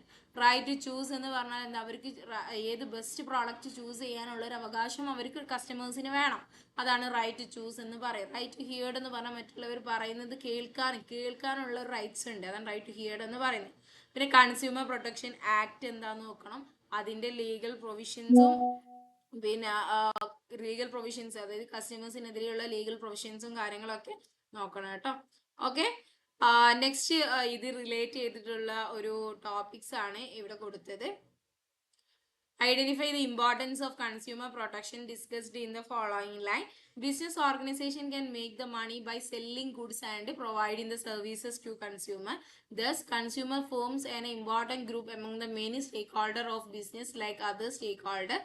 The interest has to well taken care of. എന്താ ഇവിടെ പറഞ്ഞത്, identify the importance of consumer. അതായത് ഒരു കൺസ്യൂമർ ഇപ്പൊ ഇങ്ങനെ ഈ ഒരു കൺസ്യൂമർ പ്രൊട്ടക്ഷൻ എന്ന് പറഞ്ഞിട്ടുള്ള ഈ ഒരു യൂണിറ്റ്സ് ക്വസ്റ്റ്യൻസ് വരിക എന്ന് വെച്ചാൽ, നമുക്കൊരു ഇൻസിഡന്റ് തന്ന് എങ്ങനെ കൺസ്യൂമർ അതിനെ പ്രൊട്ടക്ട്. ഇപ്പൊ ഇവിടെ ചോദിച്ചിട്ടില്ലേ, identify the importance of consumer protection discussed in the following line.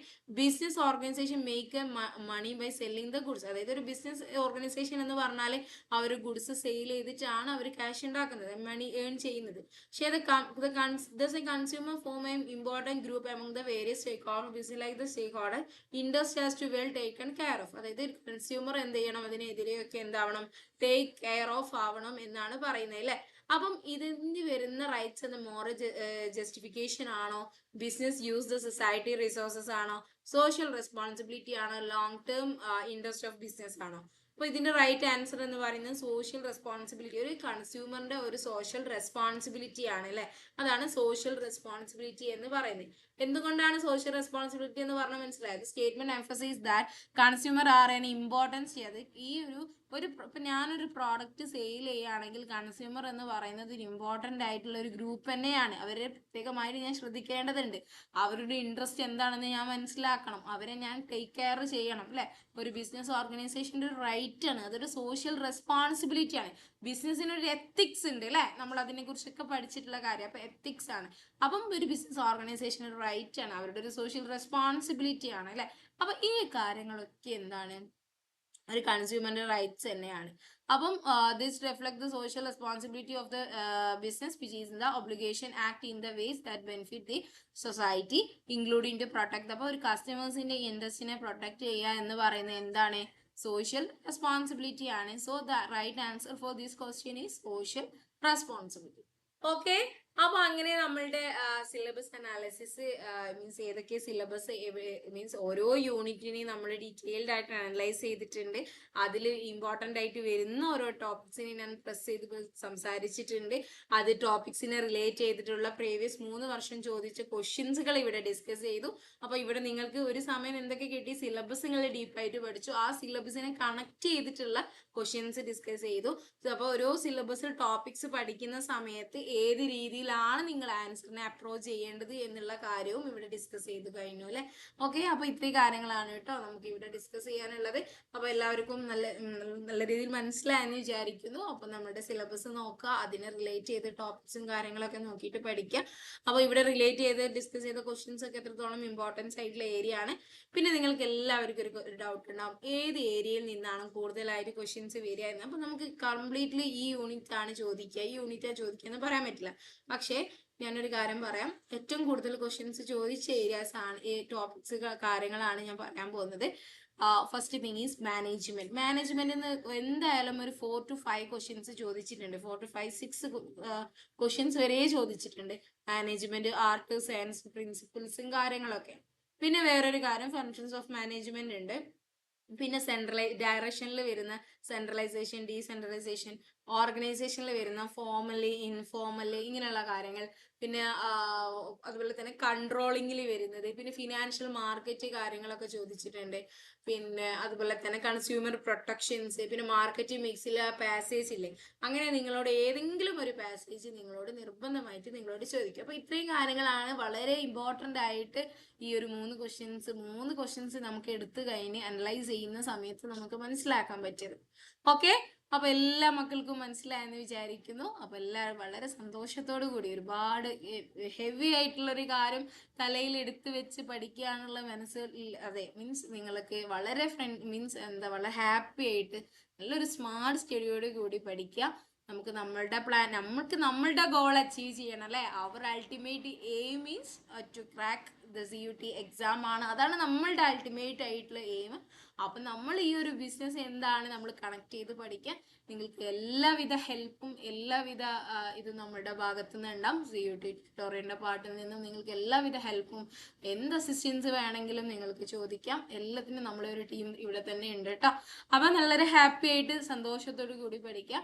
All the very best. Thank you.